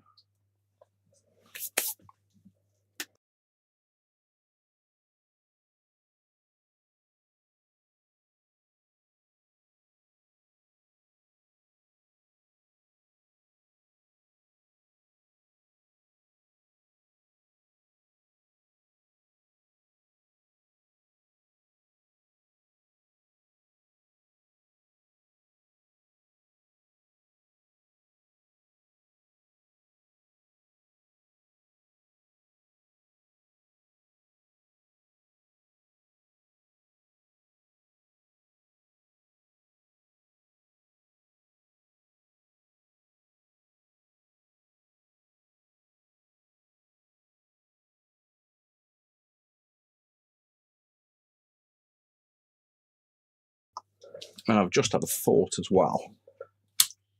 Let's just see where this one's up to. This should be fully booting, shouldn't it? If you remember when I mentioned, we'll look at these next. These chips here, these 4. There was something about these where I said they've got different part numbers on, and I've got them mixed up between swapping, and I'm wondering whether it's just as simple as these PAL chips have got different programming on. That's where we were up to if we suspected something else. So yeah, this is still fully booting, so it's not the VIAs. Let's check out them PALs.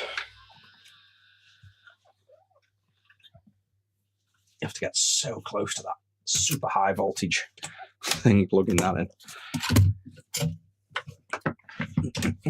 Right then, let's think about this before we jump into the next steps then. Let's go on overhead a minute. So we have fully working board.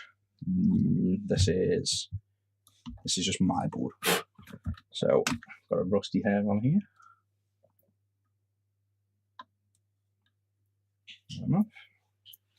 Yeah, this new flux is definitely sticky. Let me just fill this IPA up. I've run out of IPA.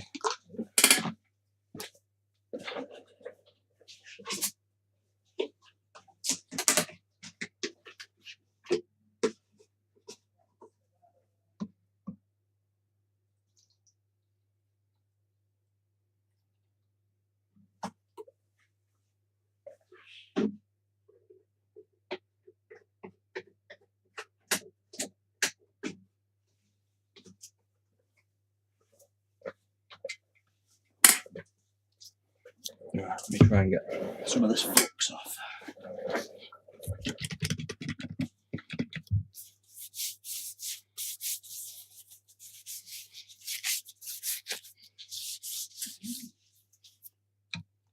Yeah, so this, I think this ASM is a bit stickier than the V3. Right, so these are the chips I'm on about. I think it was, I'm going to get the other boards on now.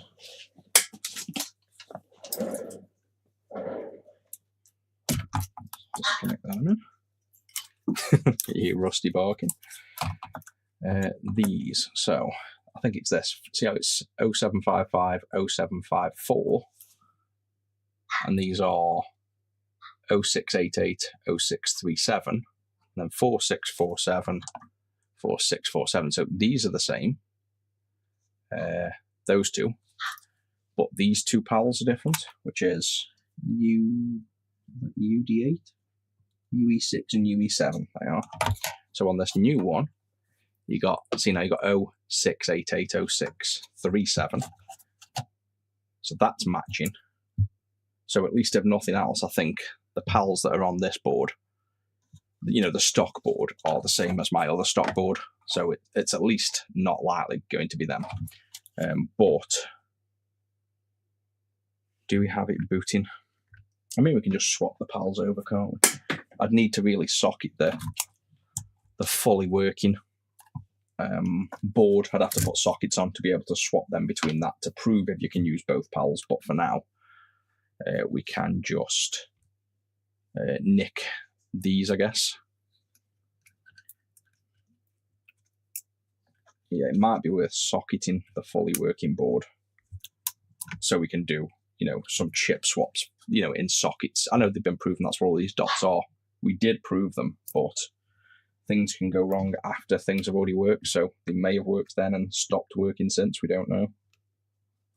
But I did notice when I was testing if these chips are needed, there was a difference in behavior if I used these two chips versus the other two. And say I put just this chip in and left the old one at the bottom, it won't boot. You have to have them in these pairs. So you do have to have at least this pair or this pair. So that's what's making me think there's a potential here that the PALs are clearly different in some way. And does that affect the board revision? That's, a partial concern.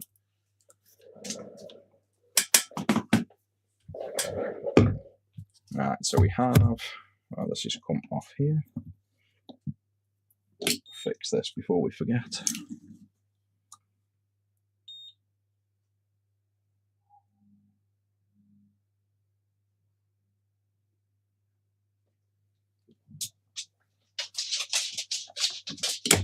That's the plan. So. Yeah, funny. That's what he's barking. That's why Rusty's barking. There's food.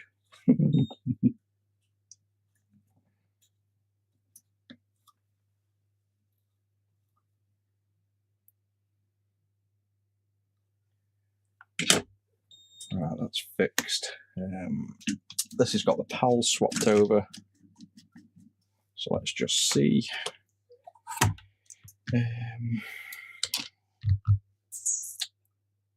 This is the board we are trying to get boot that doesn't. Yeah, so power up audio and just see if this changes behavior. No, no noise and the same. So, and yet if we remove the SCSI chip, it all boots. It's just so strange.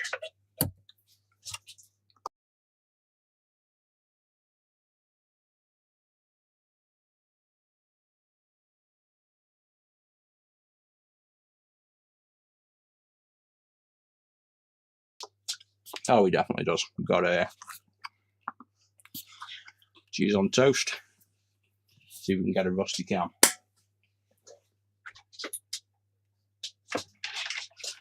There you are. We're going to have a rusty cam for a few minutes while I eat.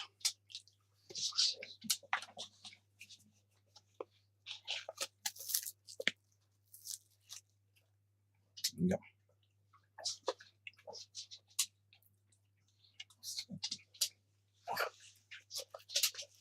In a minute. I've had one bite.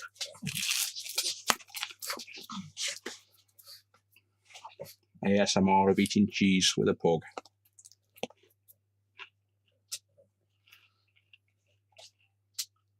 This is why I have cuts on my legs, because you just claw me for food. In a minute.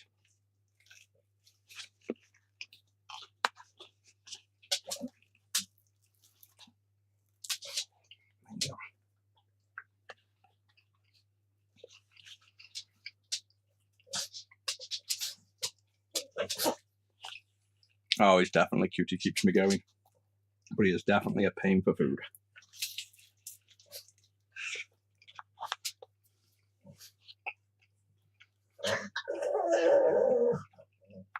Oh, you showing everyone you're not that good, aren't you now? You're looking all cute and smart.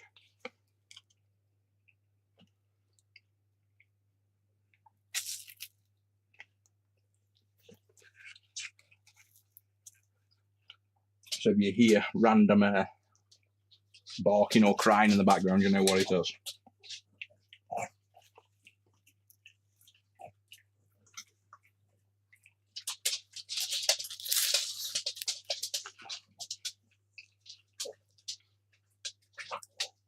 People joining in the stream right now are going to wonder what the hell's going on.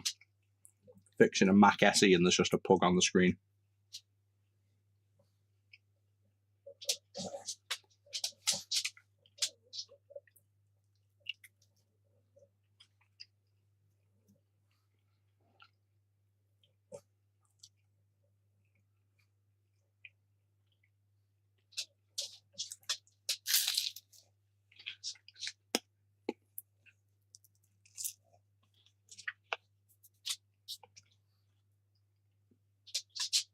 Last piece.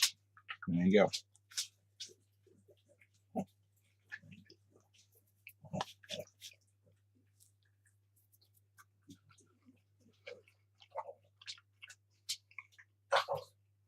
It's all gone. I get back to my work now. It's all gone. Nothing left.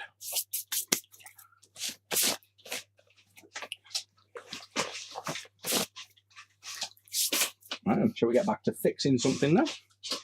So I can get this back in position.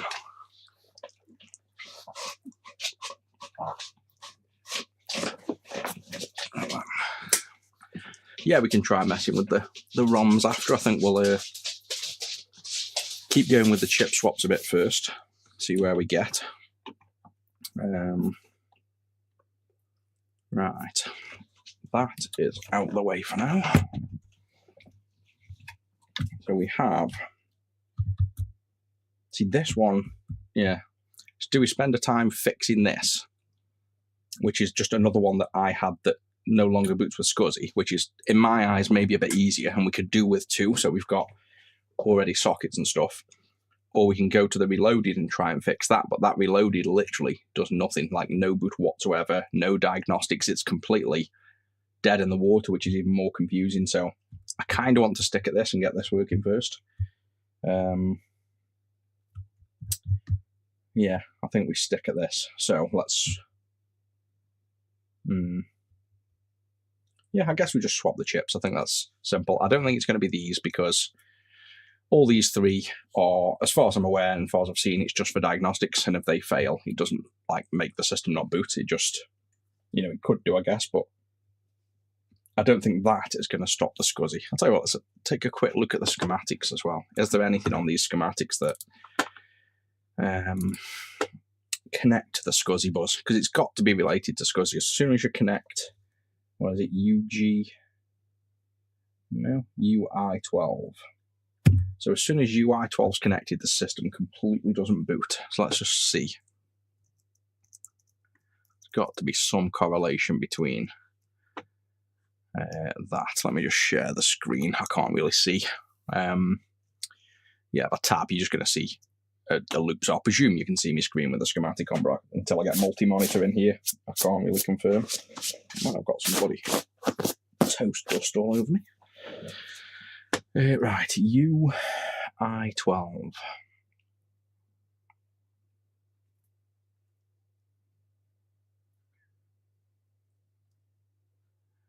UI12, where are you? No. Right, UI12. So this is the SCSI. When this is on, everything goes wrong. All this goes out to the connector. So if there's nothing on the connector, it shouldn't matter. Same on this connector. There's a DB connector, is there? Yeah, so you must be able to connect DB instead of the internal SCSI, I guess, but there's nothing physically on that. And that port looks fine. Yeah, so it's not that.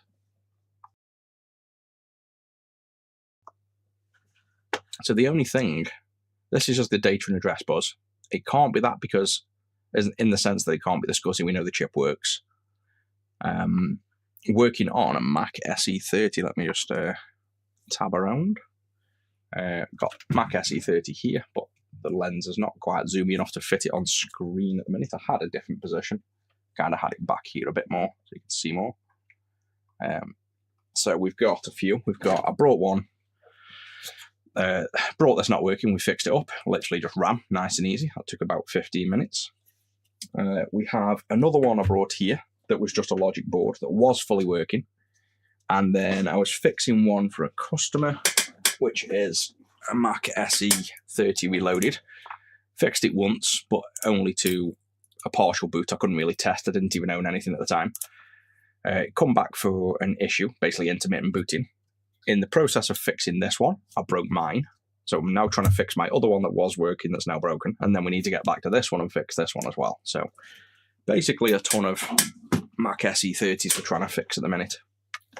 If we put this chip on, the SCSI chip, everything stops, like the whole system dies if you put this chip on, but this chip is known good. If we remove this chip, the whole system boots, everything passes tests, every diagnostic test works, all the RAM works, literally the whole system works, but if you put the SCSI on, the whole system stops, and it's not the SCSI chip. So that's the strange behavior of this one.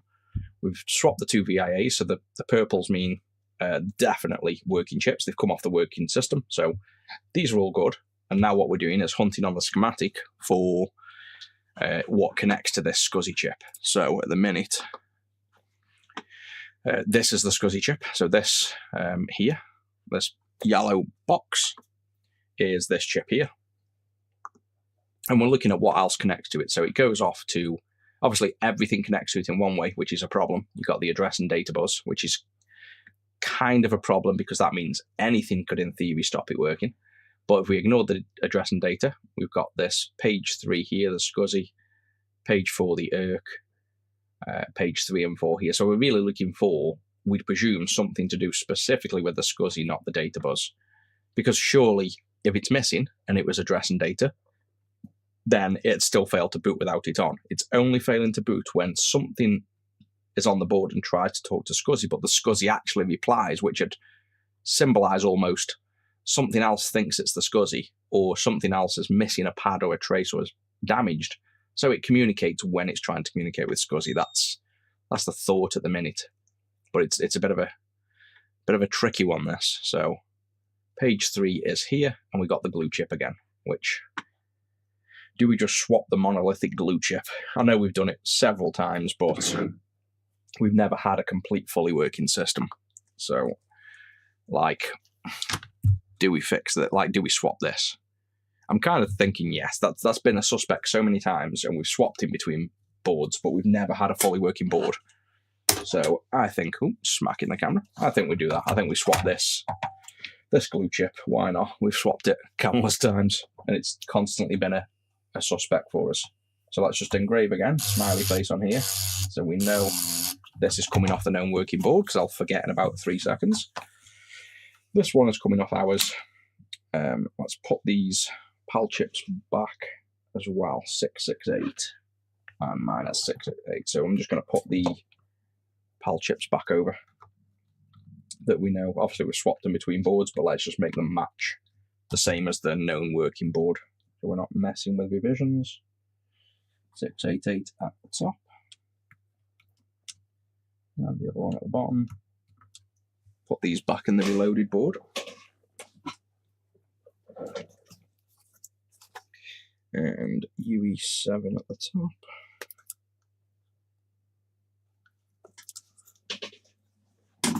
Right, so glue chip swap. And this is the benefit. If I had this at the start, it probably wouldn't have been this bad, but we've done all this already when I just had the logic board. But I could never test full boot. So this is pretty much how I fixed it the first time. It's just hot airing between board, a working board, what was a working board that's now dead, and the non-working board. So this is probably the quickest way to fix it anyway.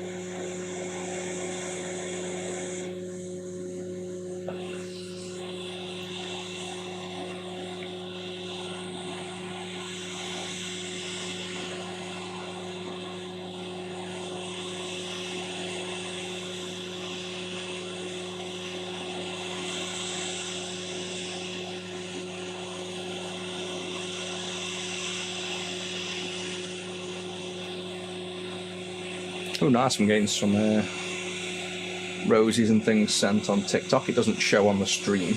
I'll have to try and figure out if I can get like GIFs and emotes and stuff to pop up, but thanks for that.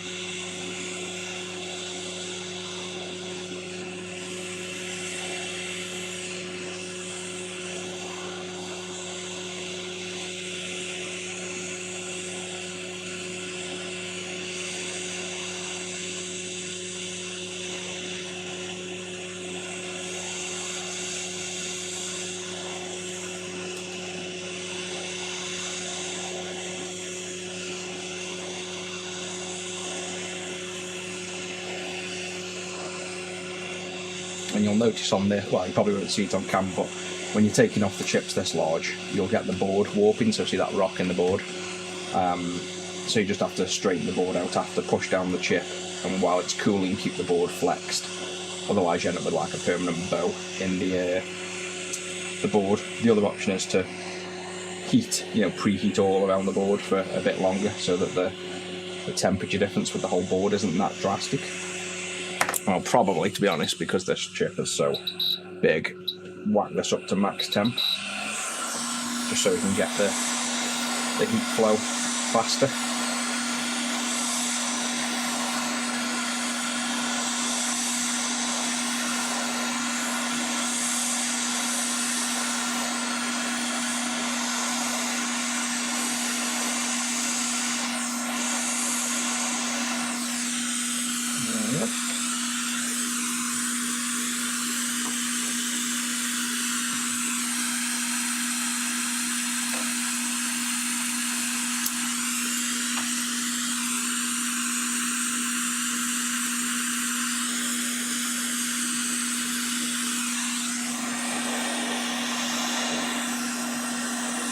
Oh, actually, yeah, before I take the other off, let's do what I just said as well. So you notice the board now will be, you can't really see, but there's a slight warp in it due to the heat. So I tend to just flex this board in a bit so it's back to level and just let it cool while you're holding it back in position. This is due to putting so much heat in a fairly large area in the centre without preheating the whole board. So the best way of getting these chips off is literally preheating the entire board first and then warming up the middle. But obviously it's not necessarily needed. You can just do what we're doing here. It works fine, but just have to bear in mind if you're doing large chip swaps that you are going to get board warp. So you're best keeping the board back in its finished flat state like this while it cools down, and you probably need to hold it for a good minute really to let it to start cooling, otherwise you'll end up with a permanent warp. This is a major issue for BGA work. You wouldn't do this on BGA work because you'd never get the chip to sit flat. But for the PLCC ones, this is no issue. Just push the chip down when you're installing it.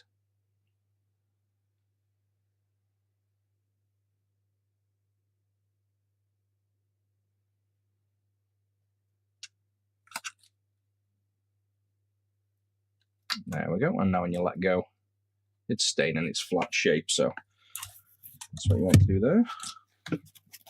Clean that flux off. And this has always been, at least on the customer's board, this glue chip has always been questionable. We've always everything kind of led back to thinking it's the glue chip, so at least this is going to be a full test of that glue chip on a completely booting system, which I think is what we need. We need to know this glue chip is definitely good.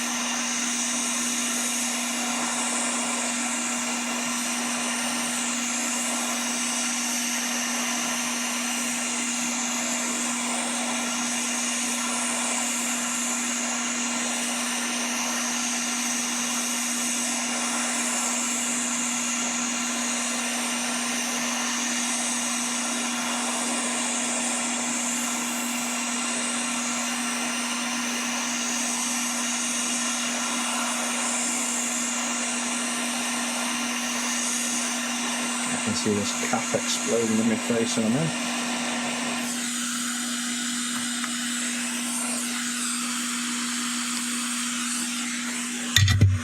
I thought he was going to go bang on me.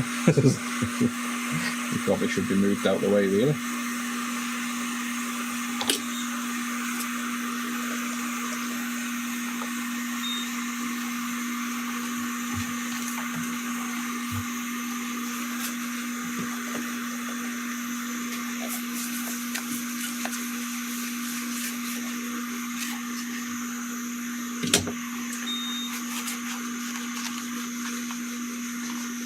And then you'll probably see as well with the high heat, the hotter heat, see how little that's bent. So heating up faster is better for the board because the heat doesn't have enough time to spread everywhere else. And then it cools down quicker once the chip's off. So I think high heat for larger chips is definitely preferable.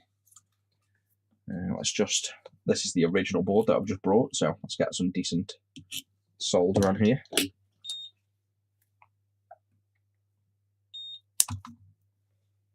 There we get all the old stuff off first instead of mixing it.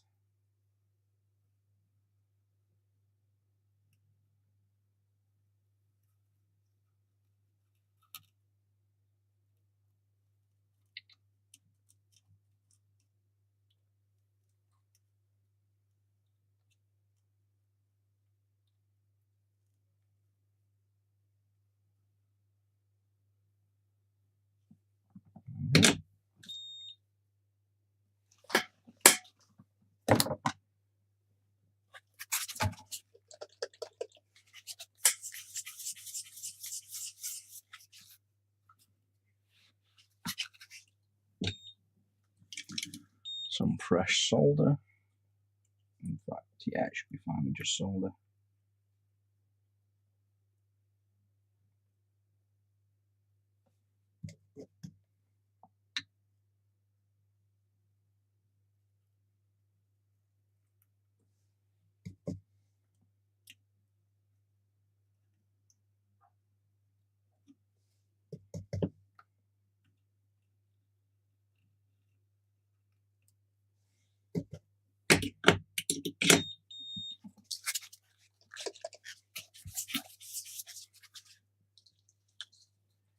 And let's get this glue chip back on, which will finally prove if the glue chip's okay.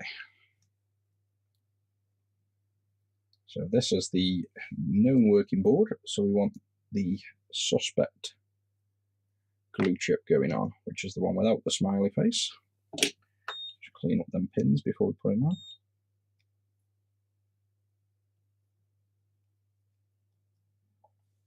Just got a bit of excess solder on when we've removed it, so we don't want it going down with too much solder.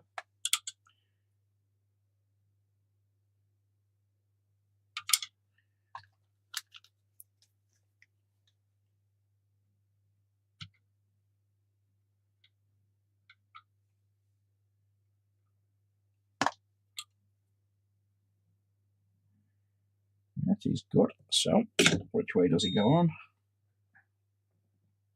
That way, I think. Check the third board. Yep, looks the right way. Yell at me now if it's the wrong way, because it's about to go on. I'm going to do this under the scope as well.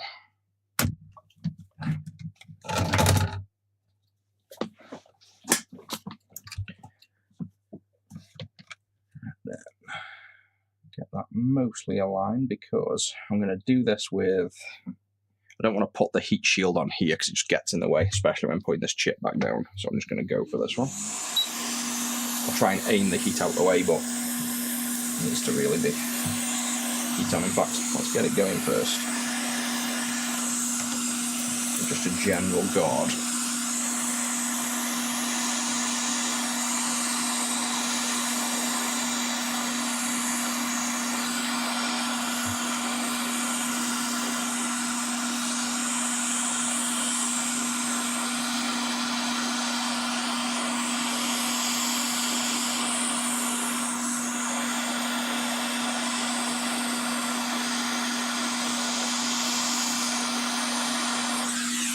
You know what I'm going to do as well, so I know that thing's going to pop in my face.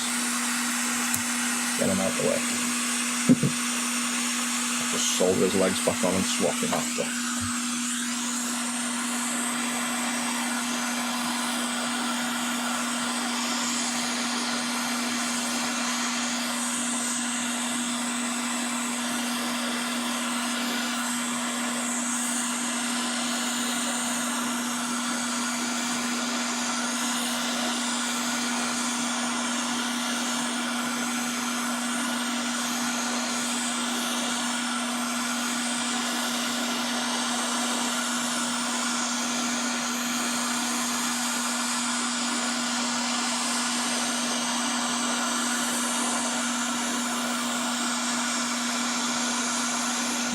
Somewhere like, so let's get in there with the scope now.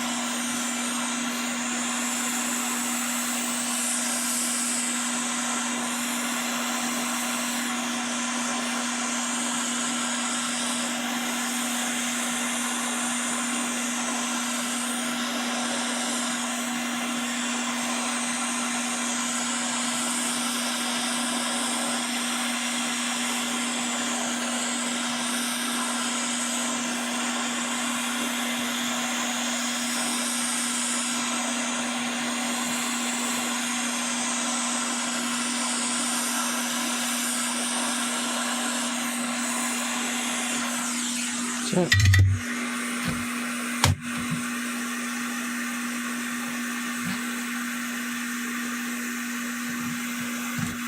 Oh, you can definitely cook food with that. I've already done it with toast before. I used to do it at work when we used to have like a storefront with customers. I used to cook me toast with a hot air gun.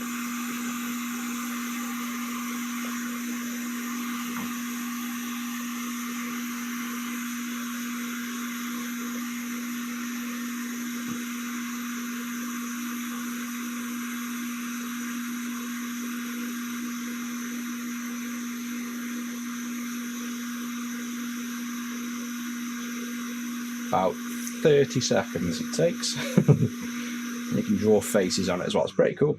You can like do French toast, just toast it one side.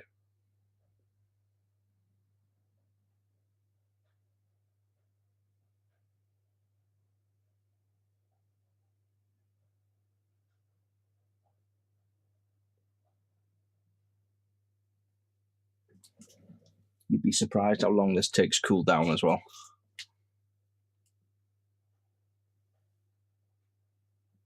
So you just want to keep it pushed down for a good minute.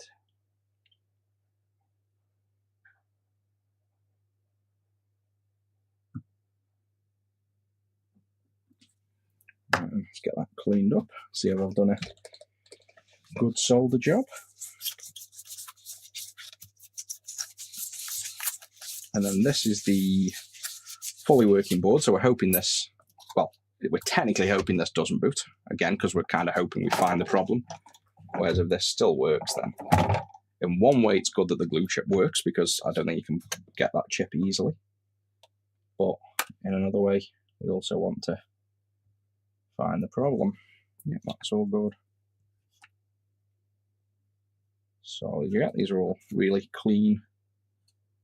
Yeah. Oh, one's not got any solder on, so that pad I must have missed. So all the way through there. Yeah, so all good, but one pad is actually just missing a bit of solder. I think when I've tinned the pad and then it's moved around as I've been soldering, I must have dragged the solder off the pad. So we just got to get that to flow down. There we go. So not bad for the whole chip, be one pin out, but let's see what happens. So, still toasty. Let's put this cap back on.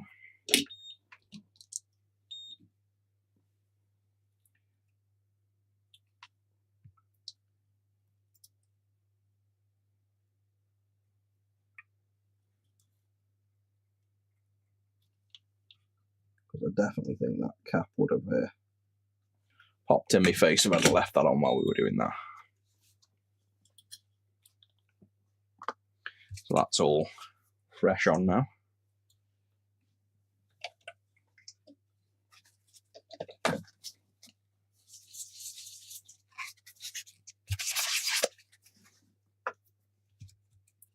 And all the connections are nice and clean. The camera's a little bit out of focus when you lift up, but we've got good connection on all them. I can focus it, I guess, so you can see.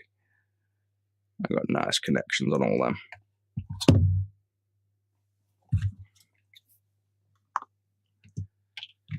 So now, do we get, we want to go for full boot, or should I say, well, let's just go for power boot first. If we hear a noise, then it's likely the chip's okay.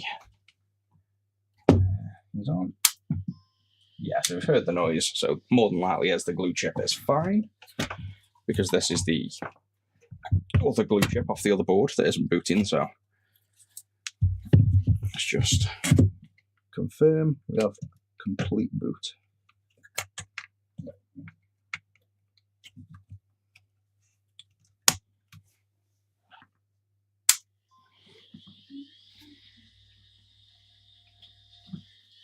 Yeah, cool. We can. What's that ROM going to help us test, by the way, just so we know what to look for different?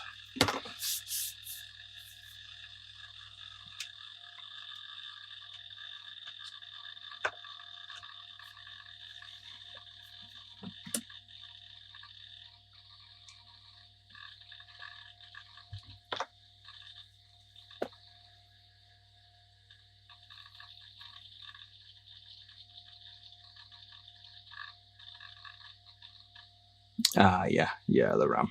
That's no biggie at the minute. We can't even get the reloaded one to boot, so we'll probably jump on that once we fix the reloaded board. Right, so this is still completely fully working. So the glue chip's good.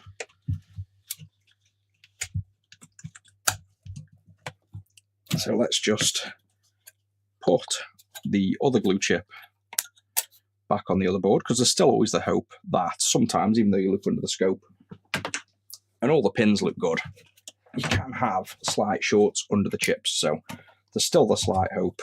Let's just take this off as well. I don't think the diagnostics helps us at this stage with anything. We've kind of done all the diagnostics we can with the software. Yeah, there's still like a slight hope that you can have bad soldering under the chips. So it could just be a simple case of bad soldering.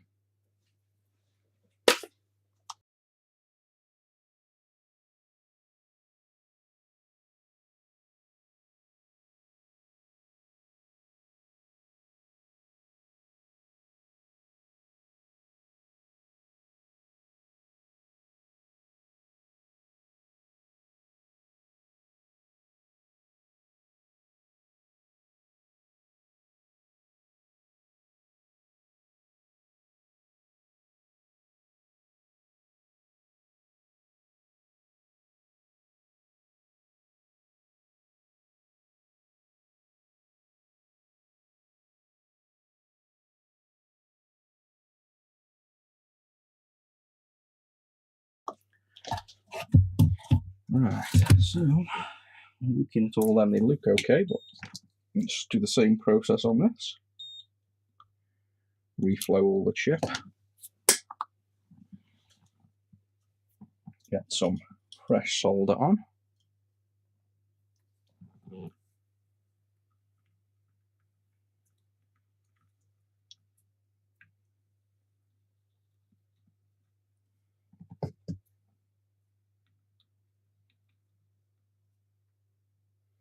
Yeah, thanks. They're really expensive Blackmagic 4K cameras that are actually downscaled to 1K, I think we're streaming at.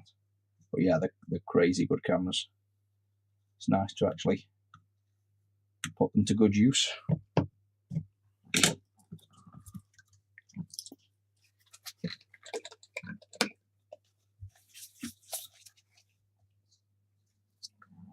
I think I'll do the same with this one as well. I'm going to just cut that cap out of the way. I think someone's already cut this before. Might have been me. No, they haven't. It's just solder on the legs. Probably tacking wires on.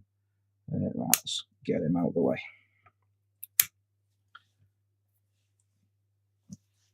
Now we've got more room to work. Yeah, I'm literally a software developer. Just check out Angel 6. I've been doing that since I was 10 years old, so that's me. This is my hobby business. The retro, I'm actually a software developer by trade. That's literally my main job, basically.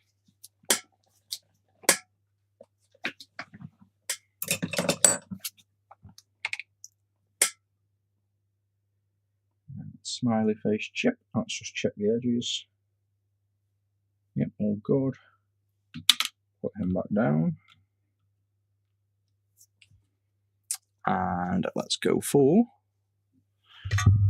a reflow of this chip. I just want to make sure when I need the scope, it's within range. Yeah, I'm going to do that without for now.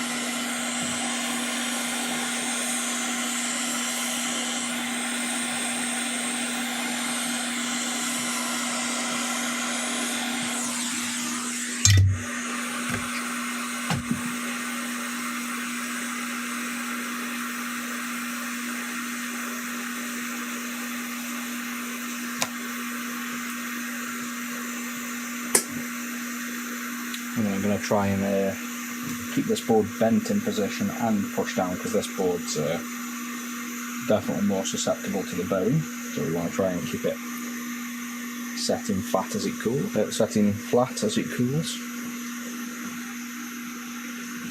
So far, it looks in perfect condition from what I can see. The one other thing I thought as well, I don't know whether you know anything about that, Josh, but I wondered about the ROM. I know we're doing all these chip swaps, but could it be something wrong with the ROM that when it actually detects the SCSI, it's failing? Like literally a bad ROM. I don't know whether I'm being that stupid that I haven't even swapped the ROM on this board, in case it's literally just that. It might well be, because I presume it could literally be. It's corrupt, so when it attempts to read ROM, it'd just completely crash. But you'd think you'd get into at least a chime or something, it'd chime and then fail, because without the SCSI, it chimes without the SCSI and gets to the cursor. So you'd think if it was going to fail due to the ROM, it'd at least get that far, then crash, not just completely crash. I guess it's easy enough to try. We can just swap out the ROM after this, but we'd probably have to remove the SCSI to, really double check that. But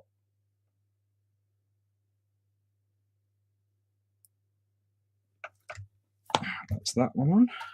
And board's still a little bowed, so let's just hold him now flat while he cools. And then we'll check for solder joints. There's also the possibility on this board, though, this is one thing we haven't really considered. This is mine that I brought, working. It's an original board.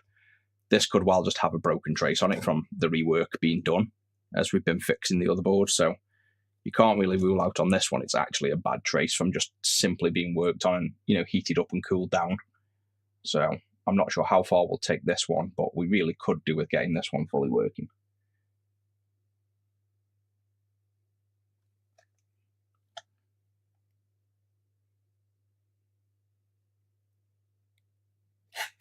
Yeah, the mid planes definitely contribute to bowing. It's just basically the board heating up hotter here than everywhere else. But it's not an issue if you bend it while it cools down. I've never had issues doing that. It's just a lot quicker than preheating the whole board for 20 minutes. Yeah, they look perfect, them joints.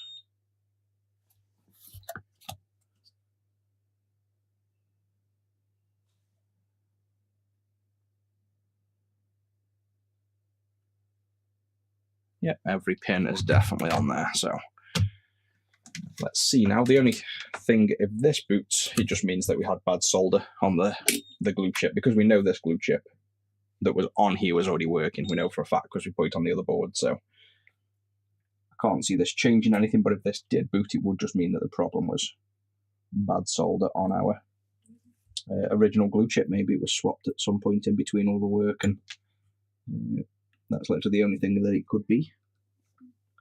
So I doubt this is going to change anything, but at least again we know we've got the known working one on. So let's just re-put these ticks on so we know they're from the working board. And of course, you go everywhere.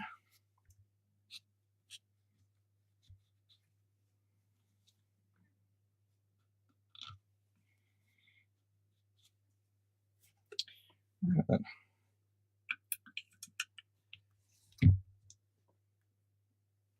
It'd be nice if it did work and it was just bad soldering like, but I can't see it being that. Again, no need for the SCSI because it doesn't boot at all at the minute. So just audio will do.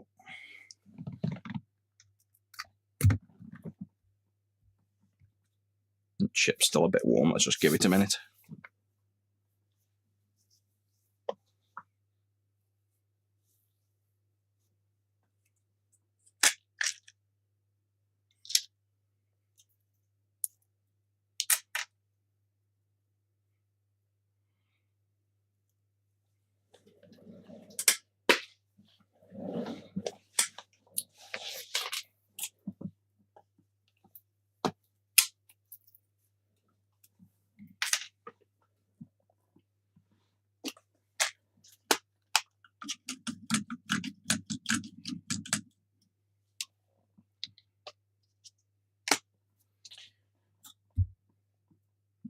Cool enough. Let's see what happens. Yeah, exactly the same by the looks of it. No sound, no boot. Yeah, exactly the same. It's such a strange behaviour.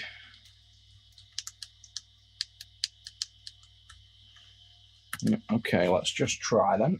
That ROM idea. Let's swap that ROM off the known working board, which probably wants a smiley face on. So we know where he's come from. Bit of IPA in the socket. I can't see it being this. It'd be very strange to have a ROM that, you know, fully boots but crashes completely if there's a SCSI chip installed that never had this issue in the first place. This is an issue that came about from swapping chips to that other board. So it's incredibly unlikely. We've had no audio, so no, same behaviour.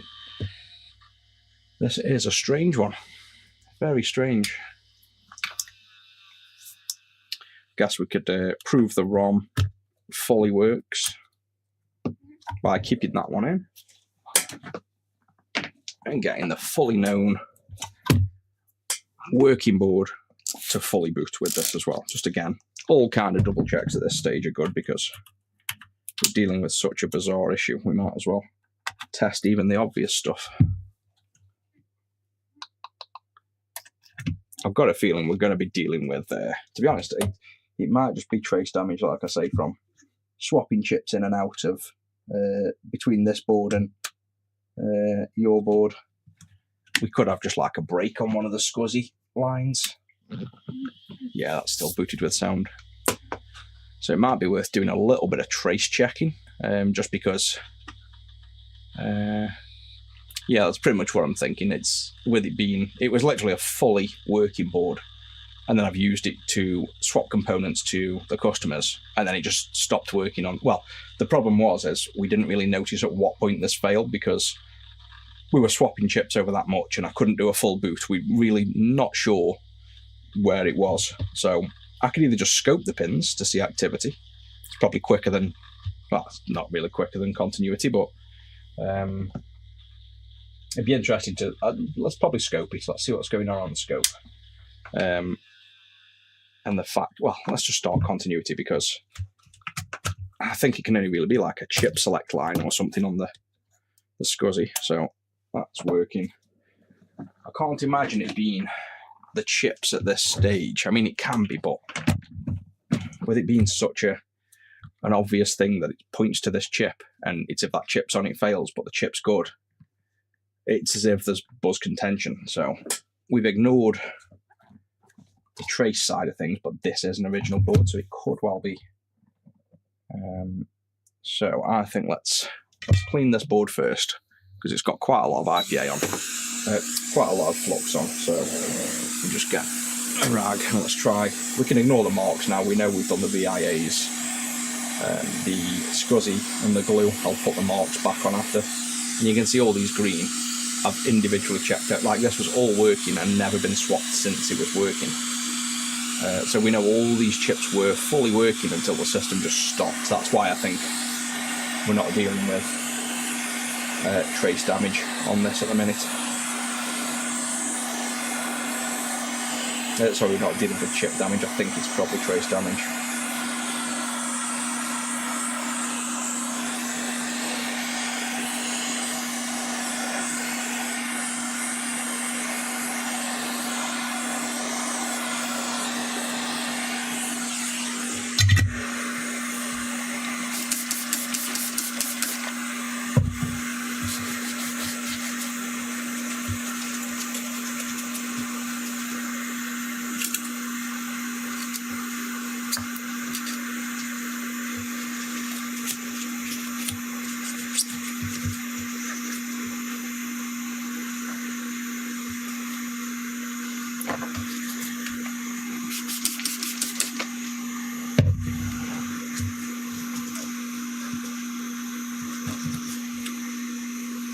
Hey, thanks, glad you like it.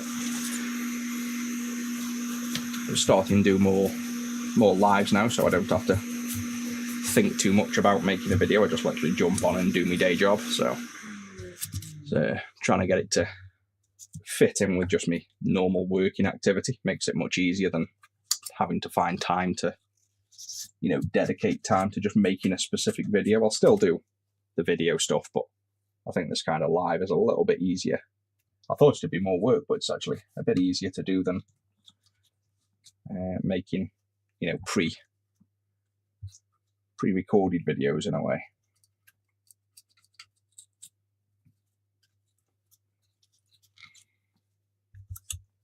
I could really put this in the dishwasher as the best way of getting all this off, but then we're going to be waiting around.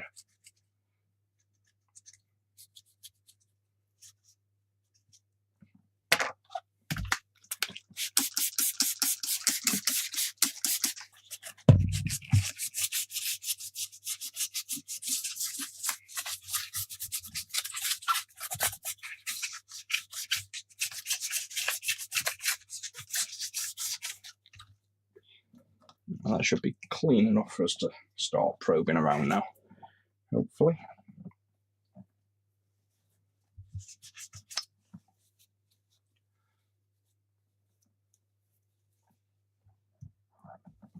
Yeah, we'll just edit the rust eating toast, I think, for the pre-recorded video. No context, Mac SE repairs, and then just show a pug on screen noshing.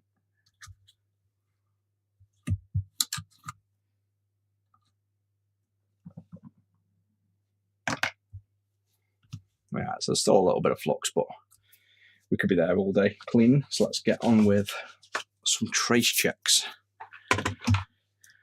Pull up the schematic. What page was the SCSI? Let's focus on the SCSI. I think just ball out every pin. Well, let's start with the expected ones first, though. So page 6 of the schematic. I'm going to suspect chip select pin 17. And this is UI12, so 17 is bottom left, so I think. And let's validate this with the working one first. When you're doing trace checking, probably always good to start with one that's actually working. So I think it is this pin here, so the bottom corner. Is that a pin? Yeah, this bottom corner pin here. So that is chip select, I believe. And that should go to, let's see, page 3. There's only one thing I'm guessing it's going to be the glue chip. So it's pretty much got to go to the glue chip. SCSI.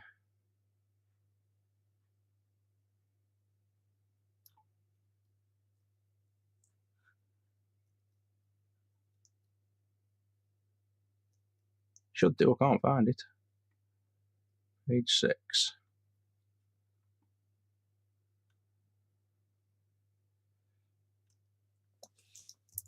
I could open up the actual other one. Oh, I think they've got a matrix thing on the schematic, actually.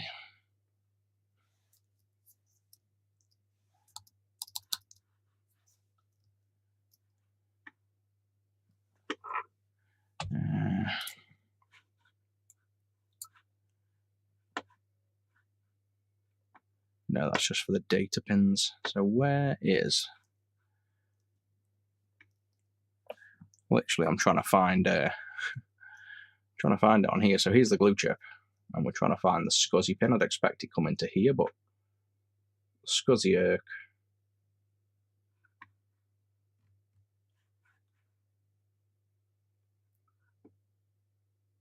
no, it doesn't go straight to there.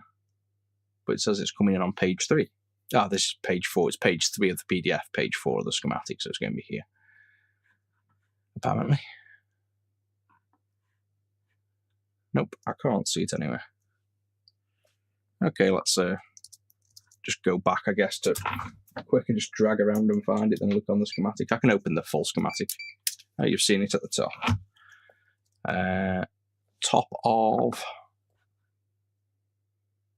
Top of the glue chip, or top of the other page.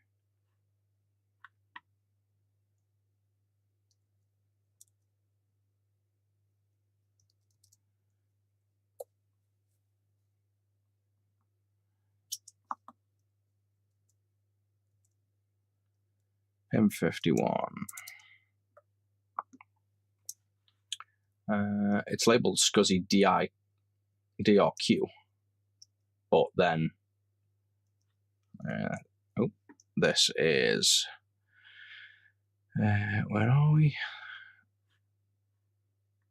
Page 6.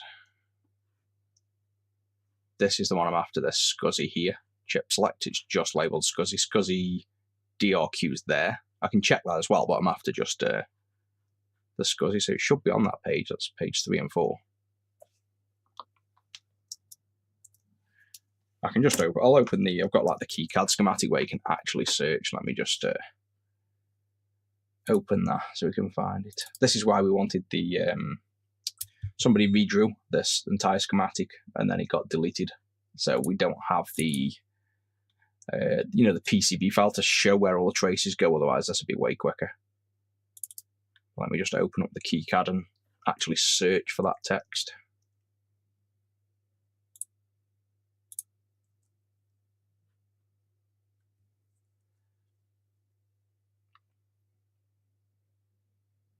Mac Plus, this is the Mac SE 30 that we're working on at the minute, trying to fix a few of them.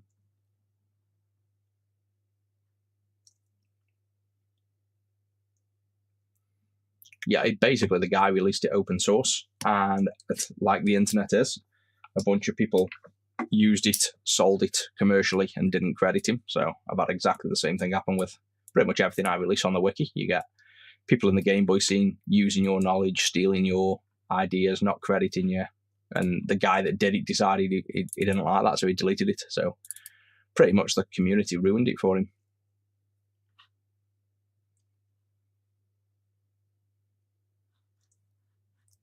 Alright, I'm in here now, so I can search for the SCSI and see where it... there we go. No, 5 volt SCSI. SCSI on 3. Right, there it is. So oh no, that's the same pin. There. Yeah, we have missed it, SCSI. Let me go back to here so you can see. We overlooked it right there. Staring at it, pin 24. I don't know how I went down that list and didn't see it, but then again, I'm sure I did. Well, I've got lots of stuff open. Let's close some of this. Where is the schematic? Because I'm sure we wouldn't have missed that. Page 3.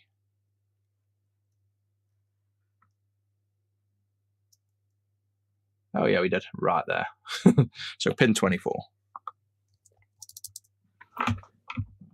So now, that took ages to find one pin. This is why it's so painstaking to do, tracing. That's why I hate doing the kind of tracing. It's also a bit boring. It's just searching around for broken traces is quite boring.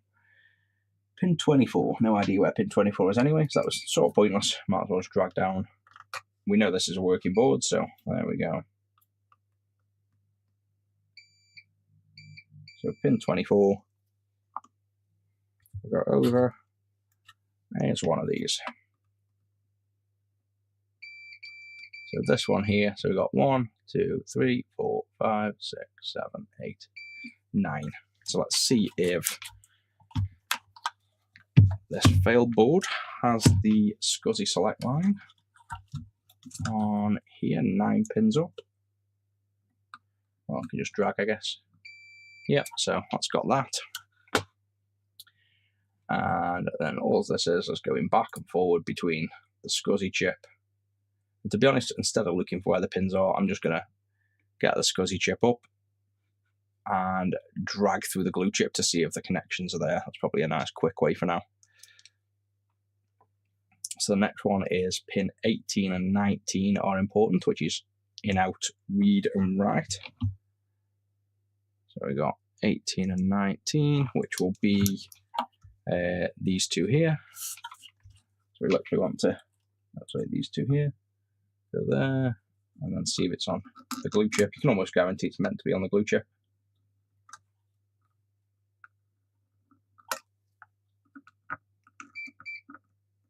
Yep, so we've got a pin there. Let's try the next one. So the read and write are connected fine.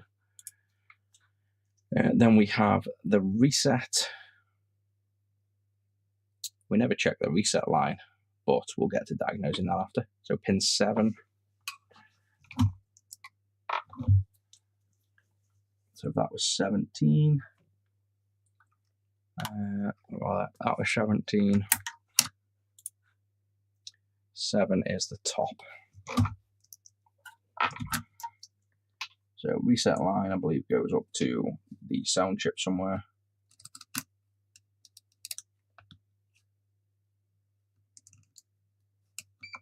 Yeah, so we got reset up there, so that's connected.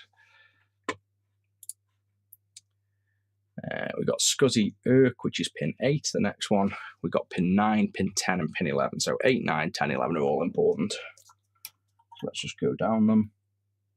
Pin 8.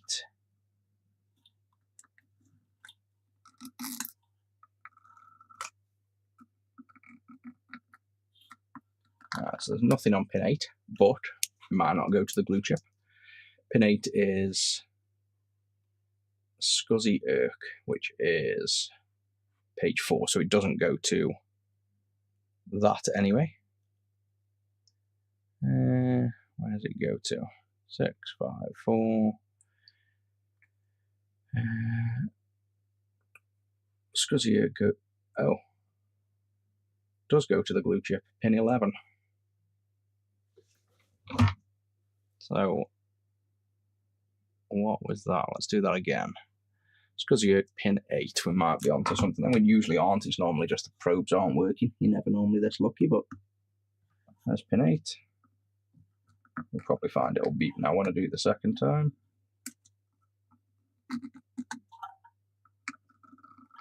Ooh, okay. Might have a problem here. This is every time I ever find a broken trace, it never turns out to be. It turns out to be the schematics wrong, but let's see. Pin 8. And this is the working one, so we know if this doesn't beep, there's no issue and the schematic's wrong. And there you go, what did I say? So schematic's wrong. So, where did that go? Because according to the schematic, unless I've got it wrong, pin 8 is here. So pin 1's there, 2, 3, 4, 5, 6, 7, 8. Pin 8 should go on the schematic, comes out of the ERC, SCSI ERC, goes to page 4. So out of pin 8, we go up to the glue chip. And on the glue chip, it is SCSI ERC, which was there, pin 11. And yet that's not the case. So schematic's wrong in this instance. Or, hang on, no, I'm wrong. SCCI, not SCSI. So that's me reading that wrong. Yeah, SCSI, page 4. So let's try that again. So it goes to somewhere on this page. And obviously we know it's not the glue because it didn't ball out.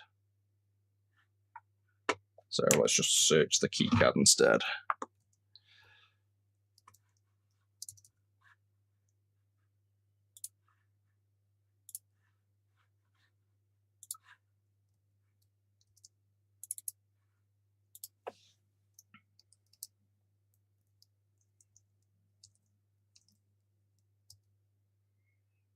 Goes to the VIA2, so UK11 pin 20. So it goes up to UK11 here. So I've got on the overhead, pin 20, so it should go from pin 8 of here, like that, to pin 20 of this chip. So I think I said 11 actually, not UK12.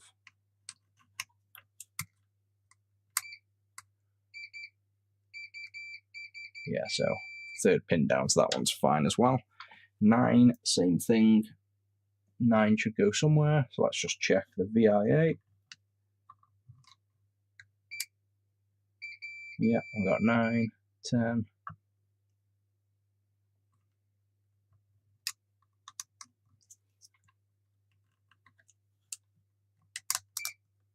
Yeah, and 11. And that's all of the, realistically, all of the important pins that make a difference. It could be data pins, could be anything, but at that point, you're going to get into the realms of spending a hell of a long time looking for potential trace damage, which I'm not overly keen in doing. It's quite a boring task. I'd probably do a visual inspection. Yeah, so that's all vital signals on the SCSI. So I'd say that's probably as much checking of traces as I can be bothered to do. To be honest, I'm not a fan of, probing around individually for traces is quite boring. Let's just pop the ticks back on. These are the known swapped chips. And again, we know this is good because this has come off it as well. Tick on there. We know these are good because it literally boots. If you remove this chip, it boots and fully works. There's no way it's that. There's no way it's the sound. Oh my god, I've been doing my usual trick.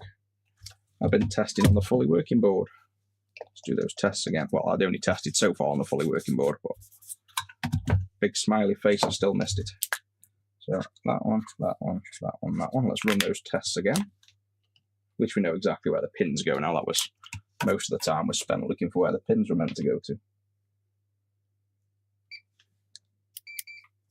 Right, so we checked pin 7, which was this pin. Let's just do it again, and that went, I think, to here.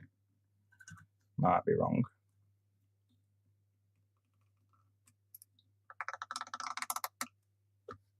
Sure, we check pin 7 to there.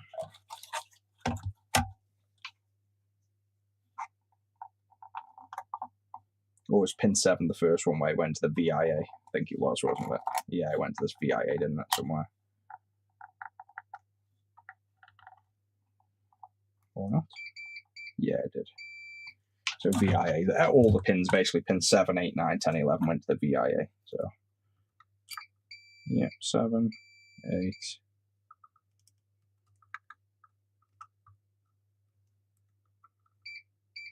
Nine,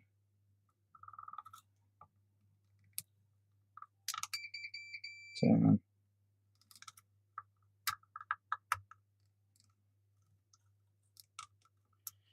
Now 11, was that definitely one that went there? 1, 2, 3, 4, 5 down, or was this a glue chip one?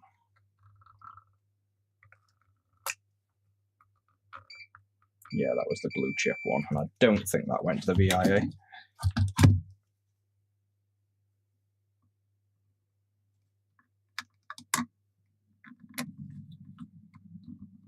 Yes, that doesn't go there. So yeah, it's still all valid, still all good.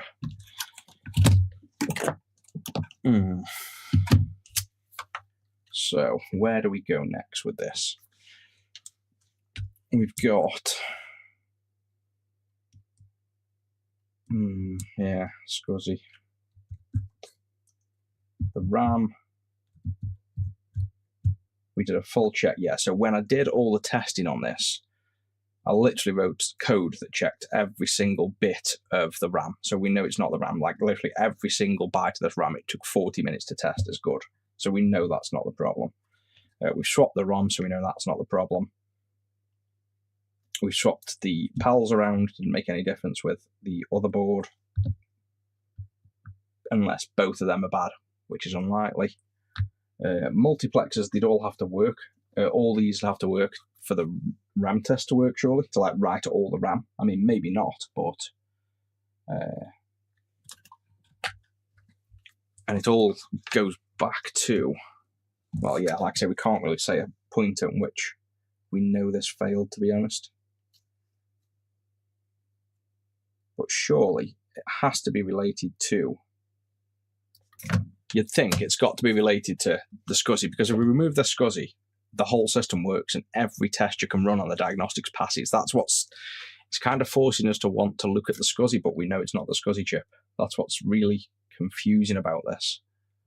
There should be a simplish solution. I don't really want to just keep swapping chips on it blind forever. Like, that's kind of the only option we've got, though. But how about we maybe just pull out this Reloaded again and double check things on here. See if we're at the same state we were before, which I'm not sure whether this will come out of reset without that chip. But let's just have a quick swap over the board. Let's just see if we get any difference now, because I fancy doing something other than chip swapping, basically. Let's get the audio on. Let's see. So this one, if I remember rightly, this just gets nothing now. Like no boot, no diagnostics mode, no nothing. So this is pretty much, this is acting very similar, you'd think, to how the other one works. But the other one would work when this SCSI chip was missing. This just doesn't work at all. And this one was fully working. This is, again, all we did was swap chips between this board and the other board we've been working on. This was completely working as well. We basically had two working systems, and now they're both not working. That's the annoying thing. So let's just do a little... the missing sound chip on this one could be, we'd have to remove this and bridge. I wrote it on the wiki. We'd have to bridge it to stop it. Well, to force it to not go into reset, but then we've got no sound. So do we just hot swap them over? This is the bit what I mean that's annoying, where we have to swap this chip over every time we want to work on one or the other. Let's nick this sound chip. It's probably quicker than doing the other work.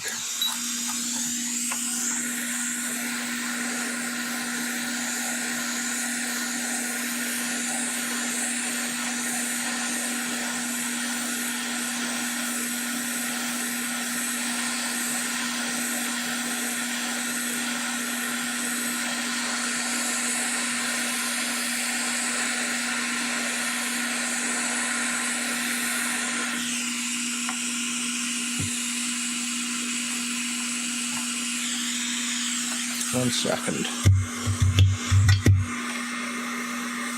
Just check I haven't just spotted something.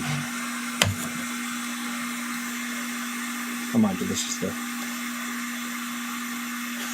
What the hell? Okay. Tell me when this happened. Look at that. A short and a short, and I can guarantee you they weren't there. So I think what's happened is when I've been moving this sound chip over between the boards, that chip's nudged. How the hell I didn't spot that? I've visually inspected this board, I can't even tell you how many times.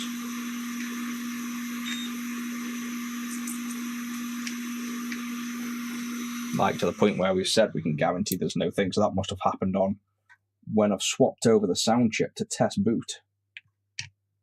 We've got a short on there. No way.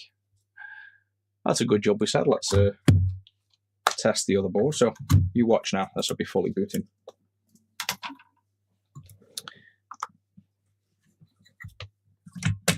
The smallest, simplest chip that's not hard to solder. But like I say, that hasn't been swapped. So that's definitely just been we've nudged it at some point when we're doing another chip. So we've never looked over there because it's not a chip we've touched. Where the hell's the speaker?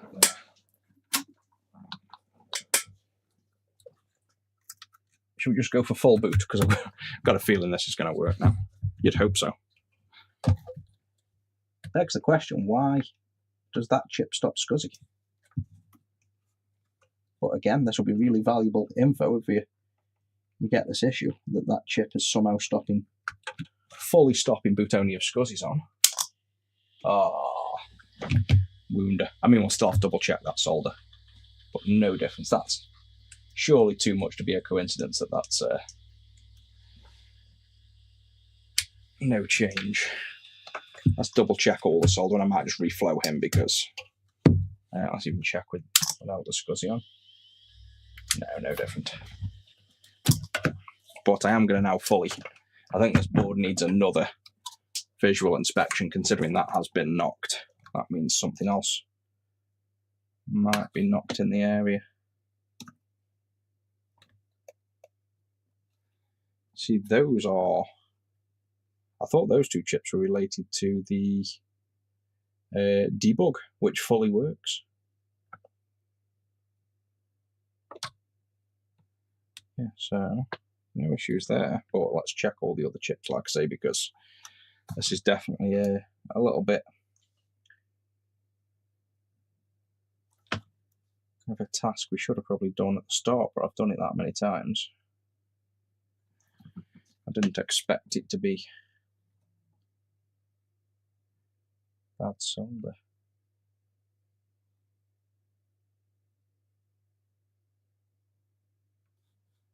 Yep, that's all good. Tell you what, saved me looking under the scope. Considering we've got such a good camera, let's just instead try and get this zoomed in all the way and then focused. I'll try and put it up in the air so I can move stuff around. I think that's as close focus as you can get. There's no missing pads there. No shorts there. No shorts there.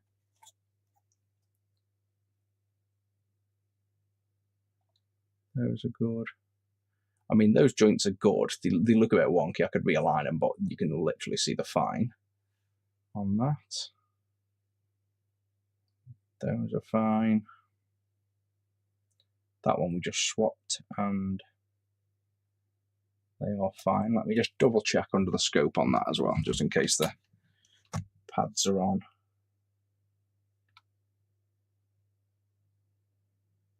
Yeah, they're definitely fine. They just look a bit almost like with the solder. They look like they're not soldered, but they definitely are. It's just the visual appearance of some of them. That chip again, the swim chip, looks a bit slanty, but he's on fine. The VIAs we've done, but let's check anyway. That's all that diagonal. Let's try this side. Fine. Fine. Fine. Fine. And again, swim chip won't stop boot anyway. All okay.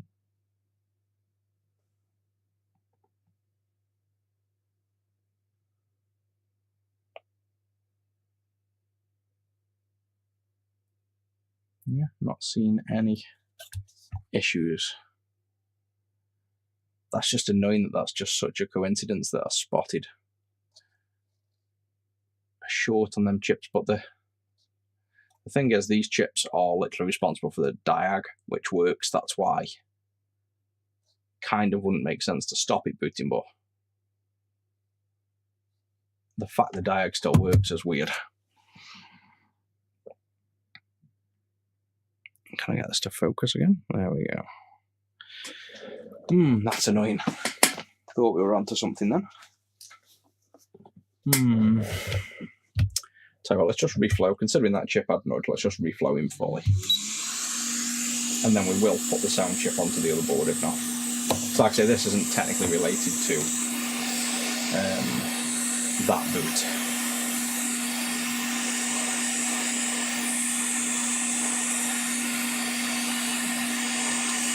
Yeah, we did get the scope out, double check what's going on. When it doesn't boot, I've never really looked at it. When you put the SCSI on and then nothing happens, I literally haven't even checked if the reset line comes on. I've checked nothing, but the presumption will be that the system isn't even... I'd expect basically the system to start booting off, talk on the data bus, something corrupted and it go into reset, because the only difference with the SCSI chip being on is the SCSI chip's going to talk back to the system, and then something, because it's probably a bus conflict, will then just put the system into reset. So that was me presumption of what was going on. I haven't bothered scoping it because I'm pretty sure that's what's going to happen. Plus just the sheer fact it was strange that it, like, this just happens, that I think we had well, the more strange one is the one we're about to work on, which is your one, which was fully working, and all I did was refloat the pins here, on the SCSI because we were getting SCSI issue, and it turned out obviously to be the Pi SCSI that we figured out. This that was completely working, so your one that we had, which we now know, unfortunately, when I said it was working, it really was fully working, and it was just the the SCSI not working. I reflowed these pins, and then this entire system has never even booted at all to any stage since, which is why we then really focused around this area, suspected this, but nothing changed. Retro Tech Collection, let me try and can I copy text from here? Yeah, I can copy text. Let me just go have a quick look at that article.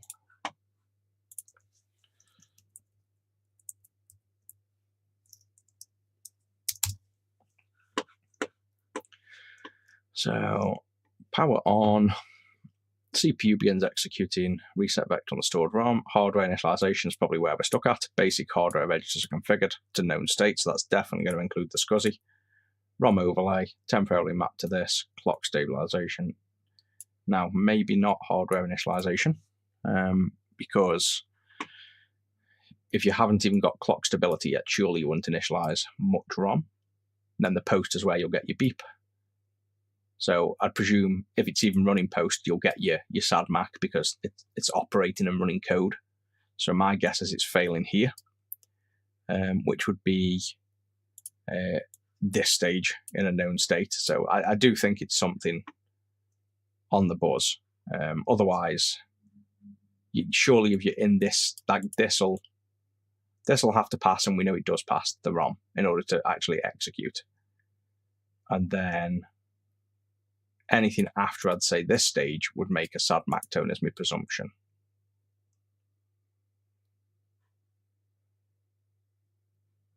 Yeah, we might have to scope it. But let's see now. We've just reflowed them. I don't think this is going to change it, but we've reflowed that. Let's see if we get a ding at all. I can't believe we found that short and it wasn't it, though. That was a... No difference. So this one's going to, I think, remain a mystery for the minute. As to why. Why does it only fail with the SCSI on? So let's jump onto yours. We've got one working so far out of 3, but this is the one you want to get working anyway. And this, we need to actually nick that chip off. Let's get back to just robbing that chip right before I spotted that problem.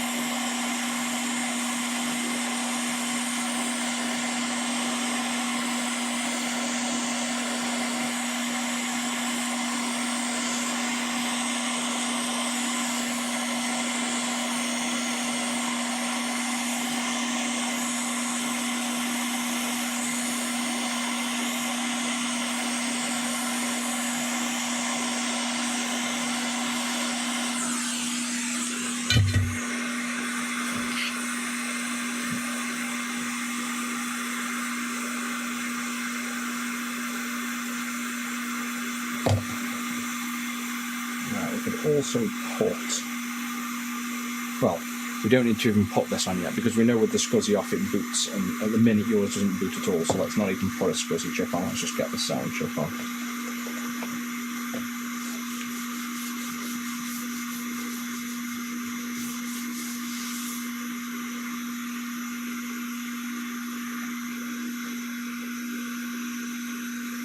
And this is the one, if we remember, basically was fully booting.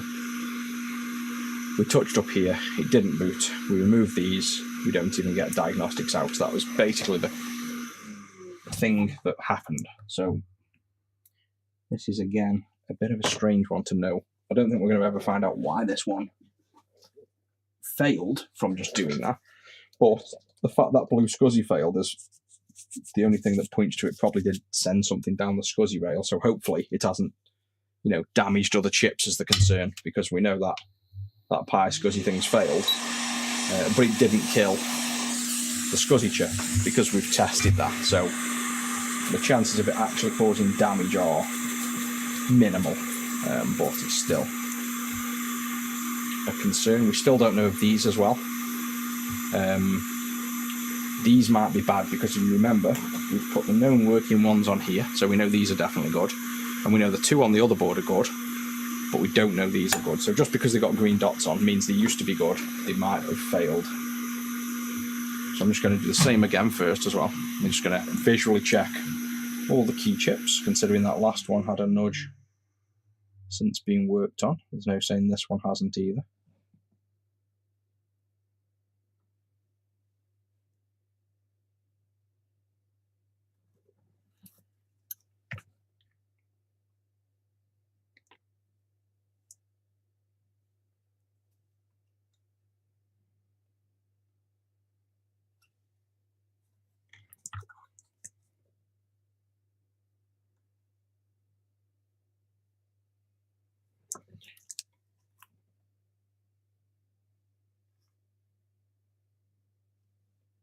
So they're all solid. Let's check the swim chip, even though we've never even touched that yet.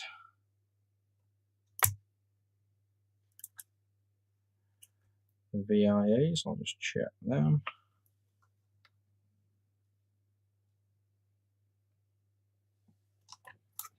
And I can actually get, to be honest, I can get you this. I know, doing the scope thing, I actually have.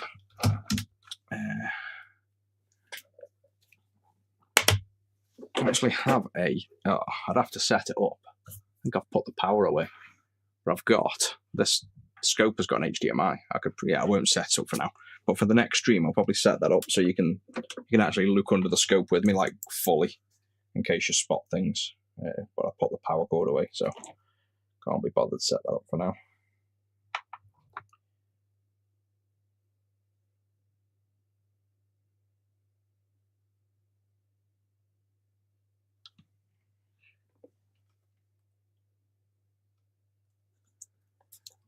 Yeah, using a picoscope. I've got many of them.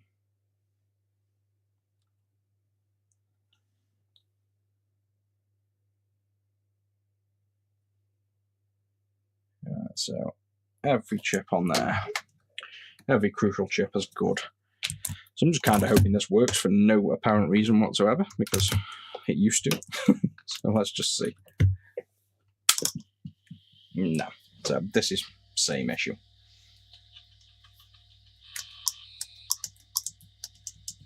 Nope.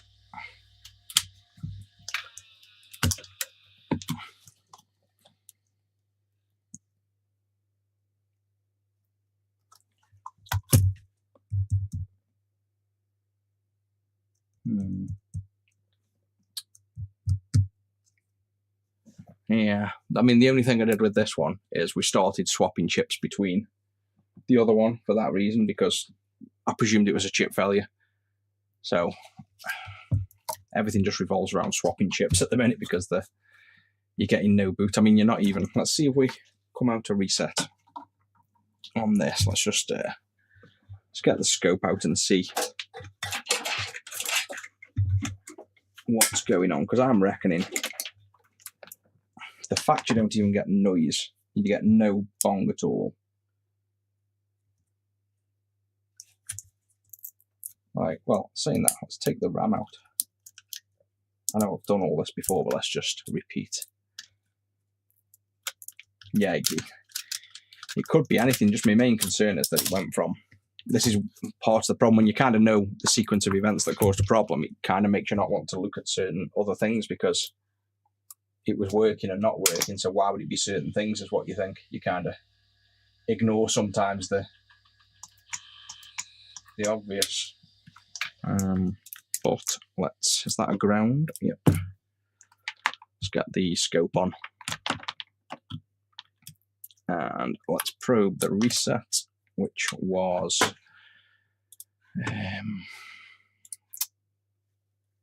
where's a reset pin? It's on the sound chip, isn't it? So UB11, UB10.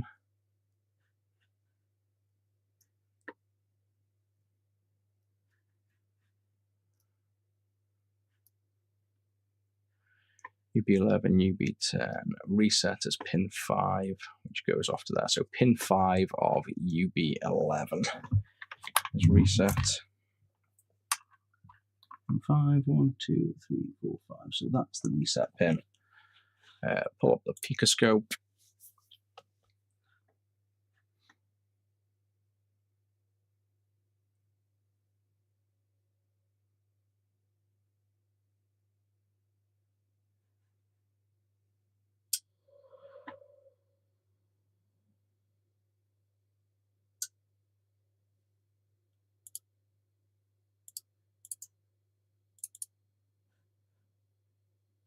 Let's turn on. Yeah, we're high on reset, so I'm pretty sure that's out of reset.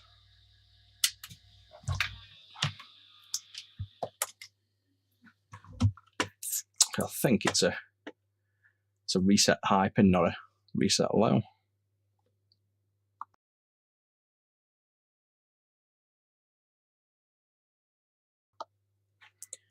So I guess let's just take a look at random data bus. Let's just see what's going on with the data bus, I guess.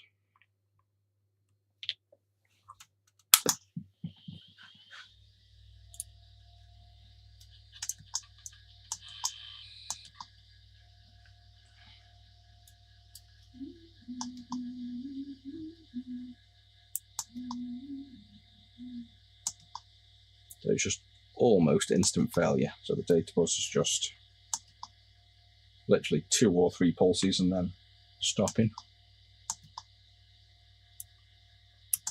So that's almost like it's not loading from these.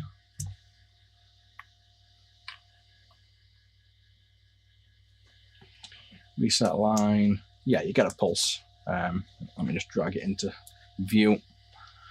And then you just see that little pulse. So you're getting a, I go faster on the time, so you see you're getting that pulse, then it goes back high. So obviously holding it down short to letting go, you get a pulse.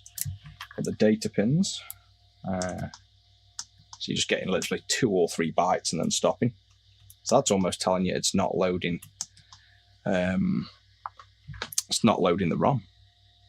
But why? Again, it all just, the thing that stops you here is it all boils down to why did it go from loading the ROM to not when you've only been here and that chip's gone.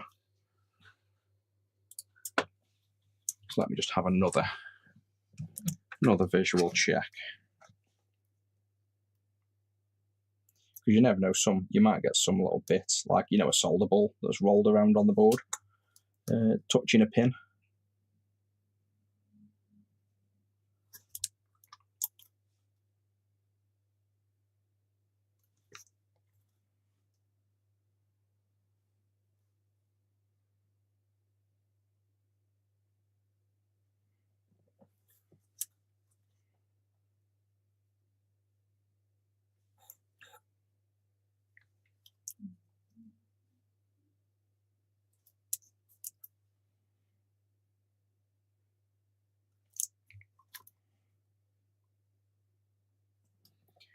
Nothing on there, let's check. All the sockets to the ROM are solid.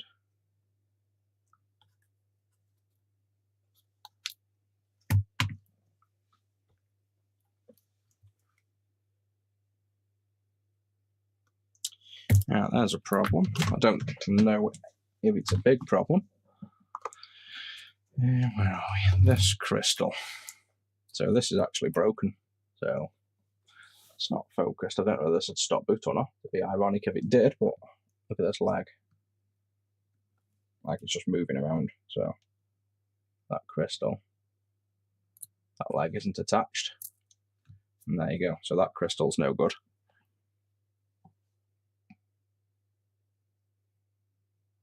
So that could just be physical damage.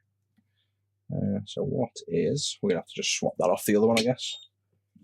What I'll do then is probably get the fully working one, take the crystal off and see if it'd stop boot.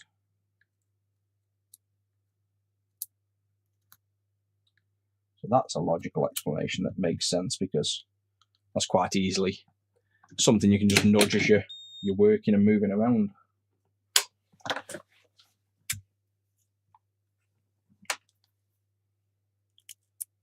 Oh, if it is a main clock, then yeah, it's going to cause an issue, 100%. Let's get fully working one. So let's prove the theory. Get the speaker in, on. Yep, that booted, just barely heard it. Yep, so that's booting. Now let's take this crystal out.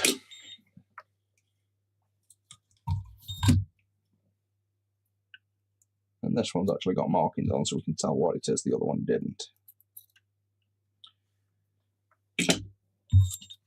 So let's see. You can see what it is on the can. Oh, F1 Japan. I'll have to look at the schematic. Do you want to look at the schematic? See what that is, but let's see if this now boots. I hope it doesn't, because then we found a potential issue. Haha! No boot. So, as you're reloaded, fully working, and we did have it working, and just this crystal got slightly snapped just from probably just moving around and touching and handling and cleaning. In which case, if we put that back on, this board was completely working in every way. It's just that the Pi SCSI wasn't. So it's an unexpected find.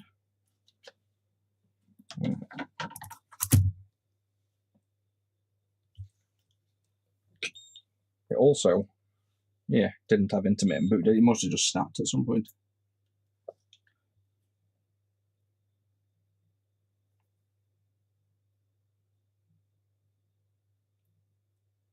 There we go.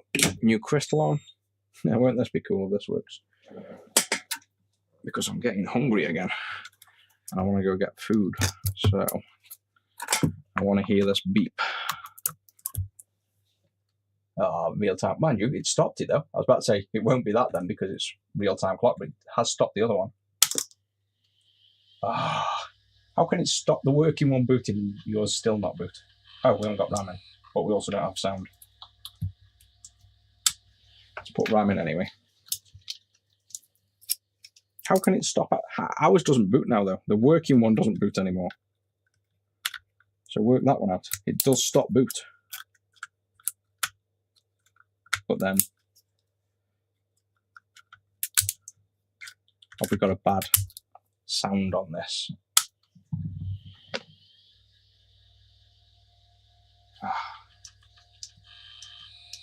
Having no luck with this one.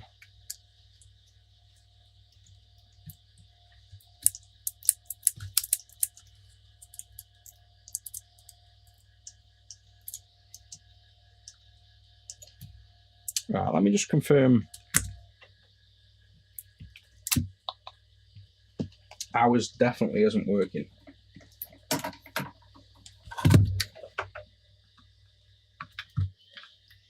Yeah. What? Why is it working now? Oh, it is working, just can't hear. Just this speaker's that knackered, you can't. I need a new one. Let me go rob Zach's.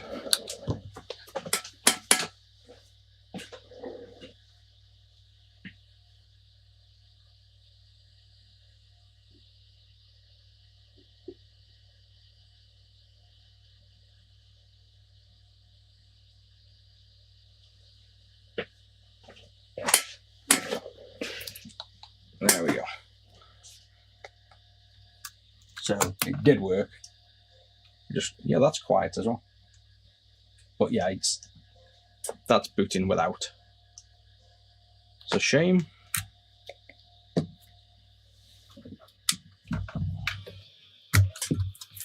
So let's just put, yeah, I might as well put the crystal back on, so that's not the issue.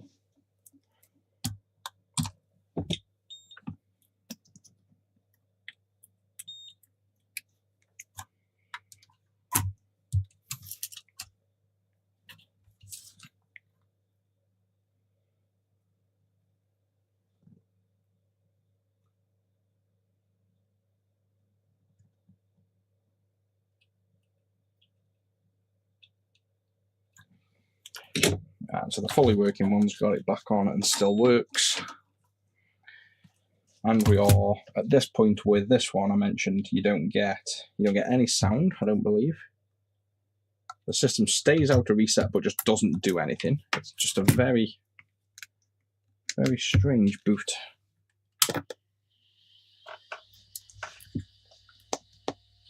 Yeah, there's definitely no audio whatsoever. No, this is literally the one I showed you on screen. It's just the data bus pulses for a split second and then stops. It's gone from literally working fully to just as if it's completely dead. That's a strange thing. It's like a real critical failure. But this all came about with, as we mentioned, just plugging the Pi SCSI in and out a few times. And then it no longer worked. Like it just completely, it went from booting into, the cursor with no question mark to just not booting at all and no diagnostics work. Just everything seemed to die. And to get the diagnostics on, you don't need much. You can remove most chips. So I've removed almost every chip. Yeah, so we'll just remove the VIAs. Let's just go for that.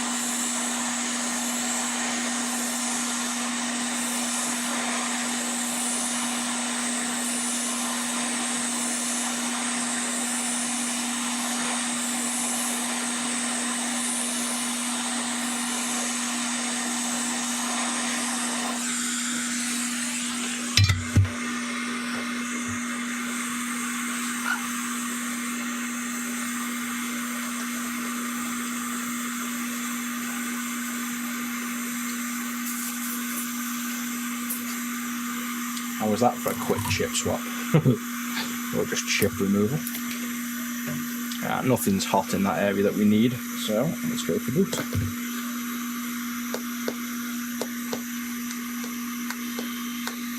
No audio whatsoever, so let's try this chip off as well.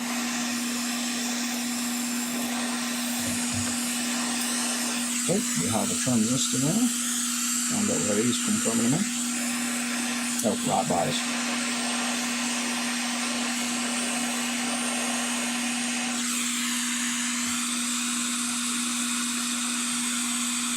I can turn this down a bit now as well.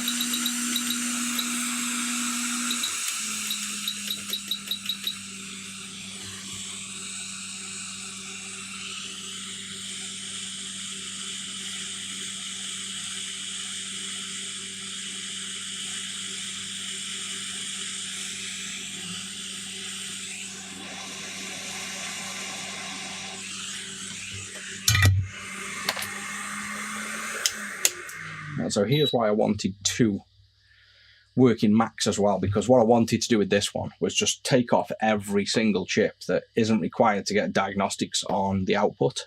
But I don't want to do that with the one working console or the one working computer we've got, because that's literally how we're going to test other chips. So I wanted the other chip to work, so I could then just gut this board back to, like, literally, you just need the CPU, the glue chip, these 3 chips, these up to there. So it boots and outputs diagnostics.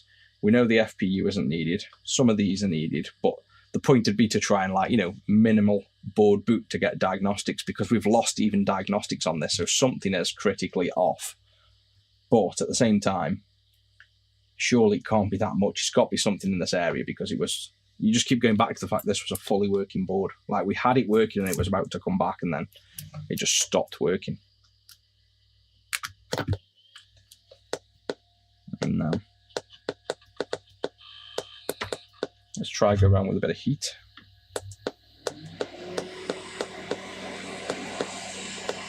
I'm just listening out for chime, really, because the fact we've even lost chime. Now, saying that, haha, I might have thought of something here. I remember the issue we had, one of the issues. Remember, this was getting super hot, 100 odd degrees, and we've removed this resistor and this sound chip, and I brought more, but they still get hot. Do we follow that lead? Because I've got them lying around here somewhere. The replacement chips, we never got to the bottom. We were going to tackle the audio last, but something on this audio bus was getting super hot and pulling everything down, and we thought it was the chips. And I actually brought the sound chips and put them on, and it wasn't that. And this transistor was getting super hot. So I'll tell you what, let's actually, instead of doing the other way around, well, we'll do both, but let's just remove them 2 chips from the working board, make sure it boots without them, because that's something we don't know yet. So again, no, that's 2 Macs going in the bin there. Stay on top of the bin. This is the benefit of the working board. We can prove this theory. So you in there, you on there, power up, chime, cool. Now let's just hot air these 2 off, try not to lose them, and let's see if it still boots.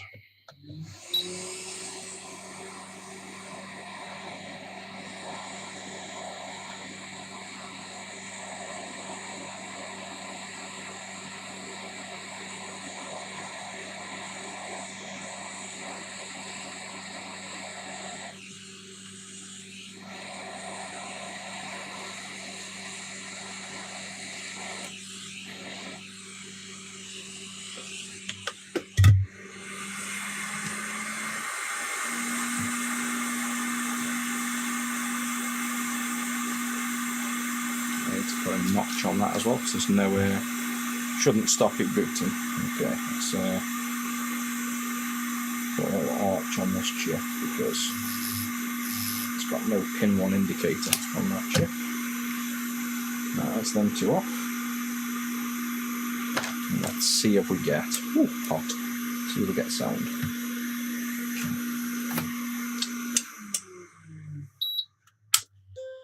Yeah, still boots without that, so let's see.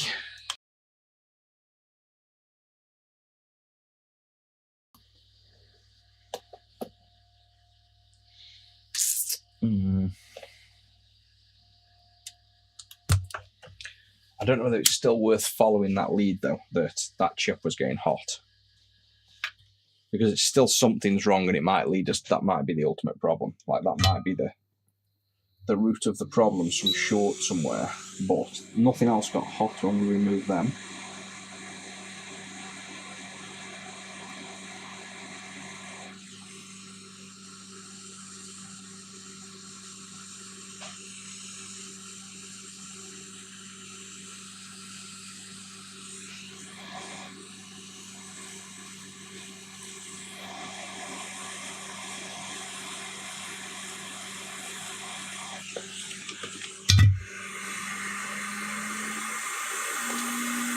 UE10, we've swapped that multiple times. I've taken that off. Also, we've just taken it off the other system. Hang on, there's a point. There is a point. Where's this one up to? No, this one. No, it can't be that, because this one boots fully with UE10 on that we've since swapped over. But so if we remove the SCSI off this one and UE10's on this, everything boots and every test works and sound works. And that was what originally failed on yours, but that's... you got me thinking now. Because I did prove you can bypass this though, but not to full boot. I've removed the sound chips and bypassed them, but it might be worth doing on... See, this is just where I'm risking it with having one working board, not two. So I did a lot of work on yours at first, where if you remove this sound chip, this VLSI, remove both sound chips, bridge the analog grounds and jump the audio over to here, you can boot without the sound chip. I could prove that again on this working board, and then we don't need UE10 or them to boot. But what if doing that setup is what caused your audio to die? I don't want to kind of kill another board if we've done something there. So I wouldn't say it's this chip, just because, or at least, even if it was this chip, this system should boot with just that missing. It should mimic the exact same behavior as the other board. So it won't be that chip, at least at this level of a problem. You know, it's not going to be that. But I think it's worth putting that sound chip back, like another sound chip on, and see if we get heat.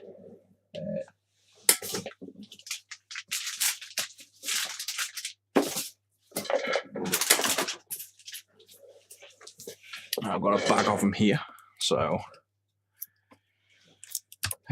we've got some more amps here.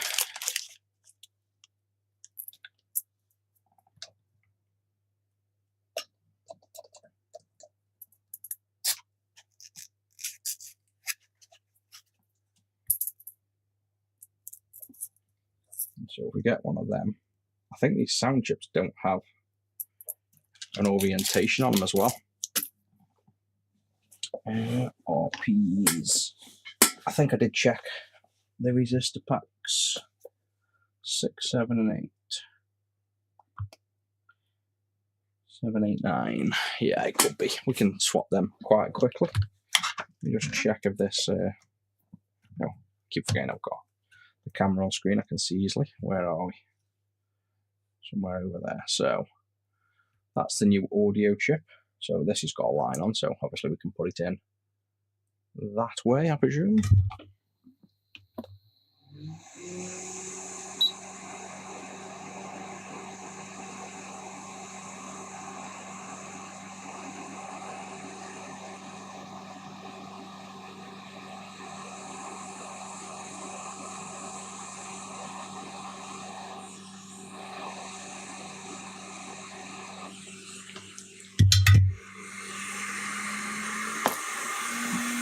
Quickly check on multimeter on a working board then.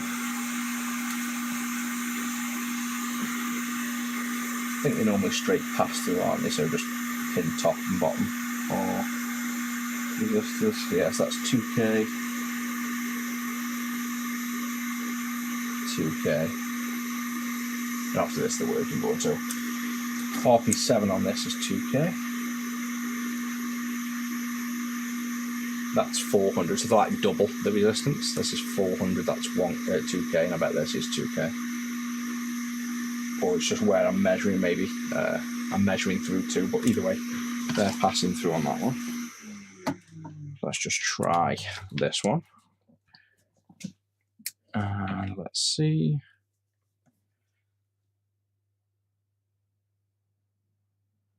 $2K, we better check them all though, because obviously this is the suspect one. 2K, 2K, 2K, 2K, 2, 2. that's 1 at the end, so let's just check. Again, it might be how they're linked. Just confirm it with the working one. Yeah, and the end one's 1. So RP7's good. I have also, like I say, swapped these previously, but obviously can't really go off what used to work when it's died.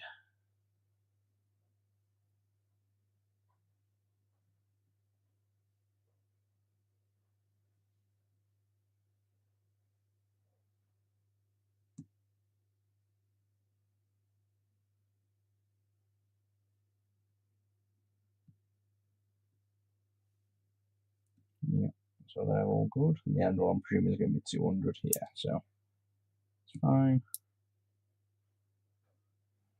2K.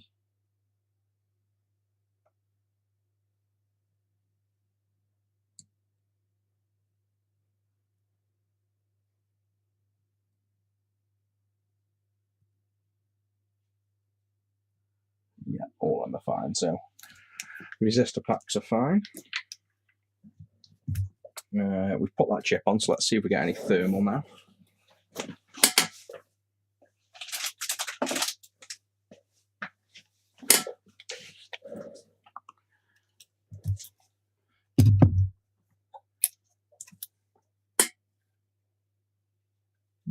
Don't think so. I'll have a quick scan through.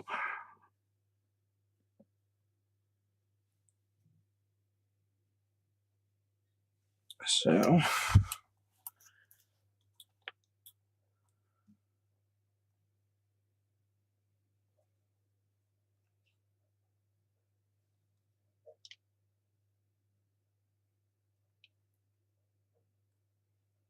that looks like a short, but I think it's just a light. Let me just check him out. Or just like some of the silk screen. Yeah, that's just an exposed silk screen, that is, so it's nothing of a problem. So that's just looks really bad on camera, but it's just like exposed silk screen, but it's not touching anything. Nothing down there.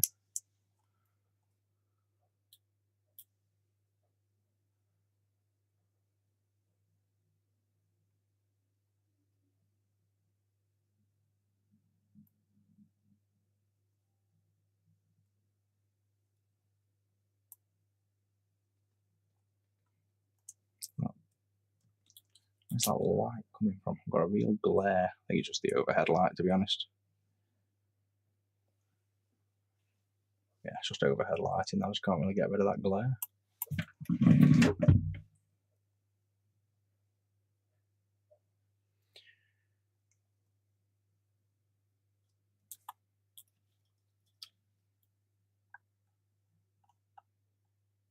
It's just a hair on there.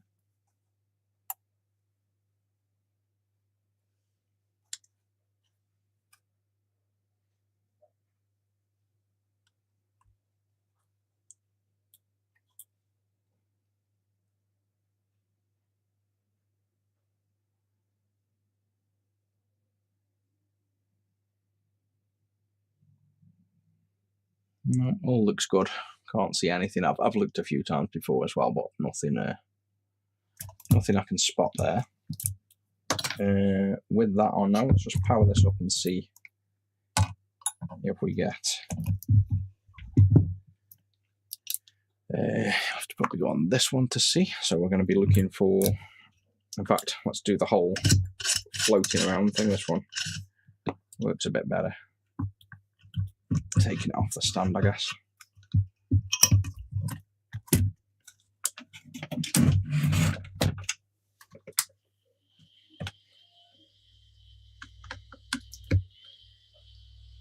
So, where's the head? It's down there. So you can see here, 39 degrees. That's normal. That was getting to hundreds before, and that's that is the sound chip. But maybe because we haven't put the transistor on yet, it doesn't get super hot. 45s.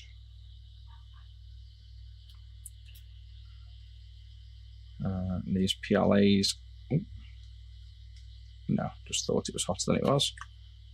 40s to 50s. We can compare this with the working one as well. Let's just take that out. A bit short, anything. Can do an overall as well, just get a general idea. That. I kind of probably want to redo these two as well, because just something about. Just try and move this into position. Something about these two I've always suspected a bit.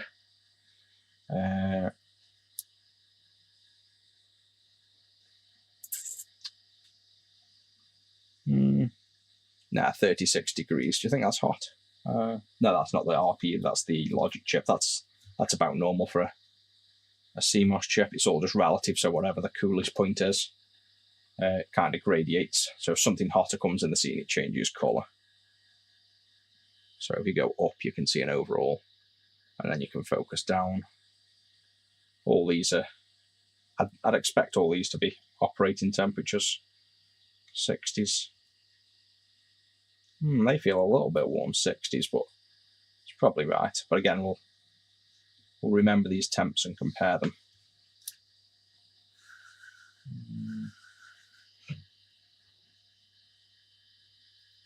Yeah, it's all pretty normal temps. Nothing really standing out as a whole. You know, there's nothing like getting on fire. And we get. Double check, we still don't get audio. No, so nothing on audio. Well, let's compare that with the working board. Just so we have an idea what temperature should look like. Like, for example, them PLAs were getting to 60s.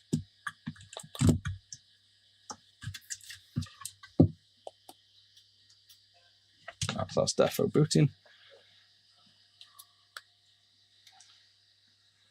Fixing of other stuff, normally, yeah, but at the minute we're just always too busy with regular work that we've stopped taking on a lot of custom stuff for now.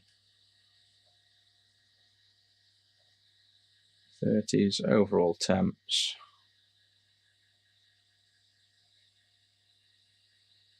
So those are running 40s. These two here, and yours are running 60s, so that may or may not be a problem. And that was running 30s or 6 degrees more, so nothing significant. It's pretty much similar temps, but those are slightly warmer, 60s. It might indicate something. I'm going to put the stand to this. On the floor there. So temperature wise, we don't have that short on the audio side either. Actually, before we put that back, let's just do the swap of that transistor that was getting super hot. I don't have a spare, I don't know which ones they are yet, so I'll just rob it off the working one.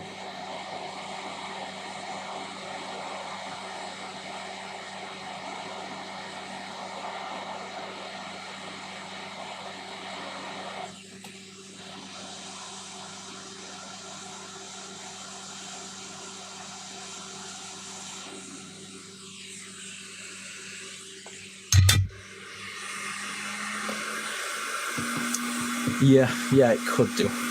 Just the only problem with the FPU is it's right by all these brand new connectors, and I don't really want to take that on and off. That's my only concern with that. But it's not out of the question. It's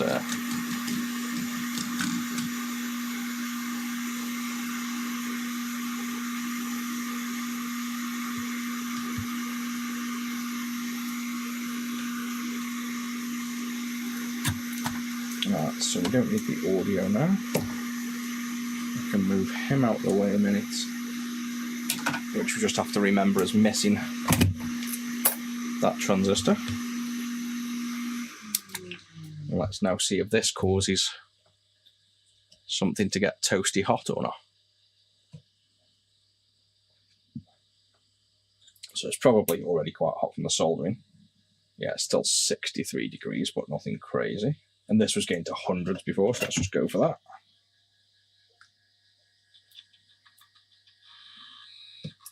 Yes, that's no longer getting hot, so that, just to add further to the mystery, that short we had on the speaker, or this circuit, seems to have resolved itself. But it could have just been a bad op-amp, like that's literally what we swapped. The op-amp was probably just dead. So, there goes the mystery of that. So it seems like everything on this board is good. I think we have had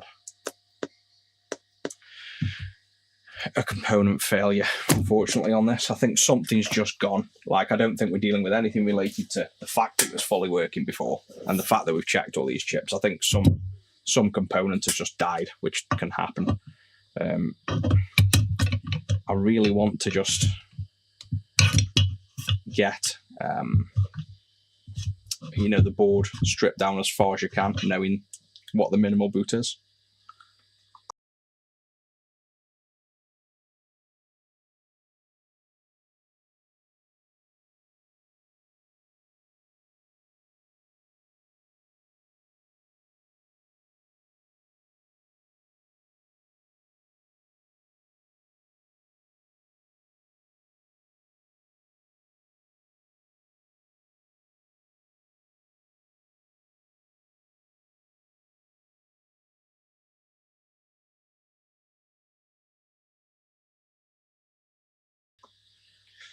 Yeah, so the only telltale was them. Do we have spares yet?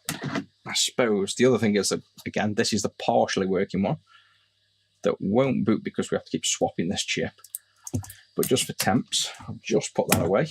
But let's see what this does temp-wise. I should probably just keep this thing floating because, to be honest, it's the most useful thermal. Why not just have it floating? Like, it's ideal for using it that way.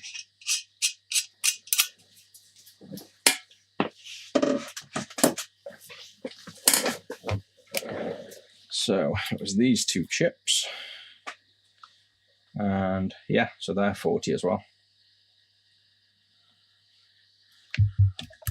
And just to confirm that I'm not going crazy,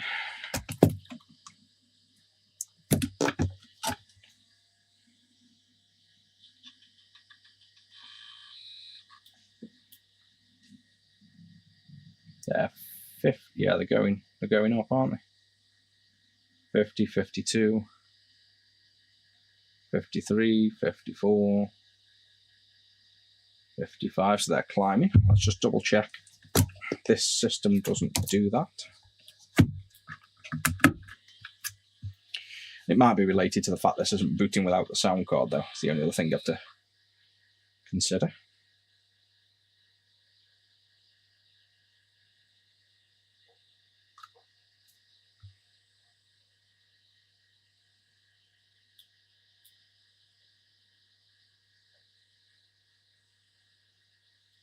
I mean, these are climbing slowly. Usually if there's a problem thermally, cool them down and they'll warm up to an average temperature fairly slow like that. So let's compare that to this board and do these warm up quicker, I guess, is the key.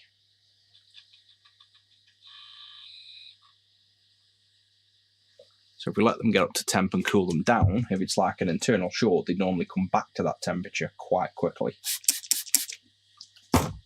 Yeah, I'd say that's rising a little bit. I don't think it's really enough that it's a problem, but it could well be. It's an indicator, so the way we'll know that is put them chips on this board and I guess see if it still boots. But again, this is the problem with this missing UE10. We can't just now quickly boot this system. We'd have to keep swapping UE10. It's a right pain, but let's just swap these over a minute. So 46 and 47. I've also got the programmer that might be able to read these, but setting that up in figuring out if you can dump the exact ones.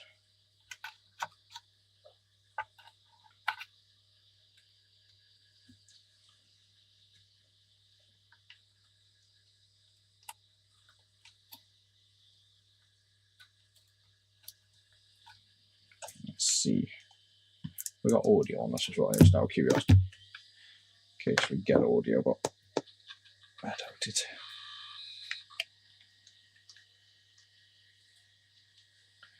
So these two. Right, so them in this board are running cooler. So that's almost like something's passing through. Yeah, that's almost like something's passing current through these chips. Something on or connected to these buzzes is sinking in a little bit too much current, or it's just, you know, how it's working. Could also be the fact that we don't have the UE10 on, so it's simply not up, mind you know, because it's on this board now with UE10. It is running cooler. So that's something to bear in mind. There's some slight temperature difference between them, but it's not the chips themselves, so it's what they're connected to. And that should mean that this board now will run them other chips at the same temp. They should warm up to 50, 60.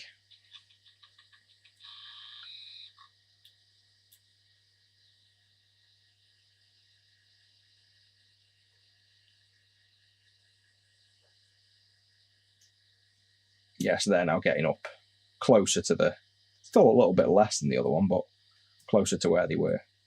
I doubt it'd be the board because they're in sockets, so they're off the board. That's just the die warming up. But yeah, they're getting to temp. So this board is making those chips run slightly hotter, but it could also be just simply the fact that, you know, if this is stuck in a... is this one that works? Oh no, these chips are getting warmer. These are the chips that were getting warmer, and they're now in this board, and this is still getting warmer in this board. And they are cooler. So they might be a problem. But let's just see. I don't think we'll get audio or boot because of that UE10 being missing. We won't.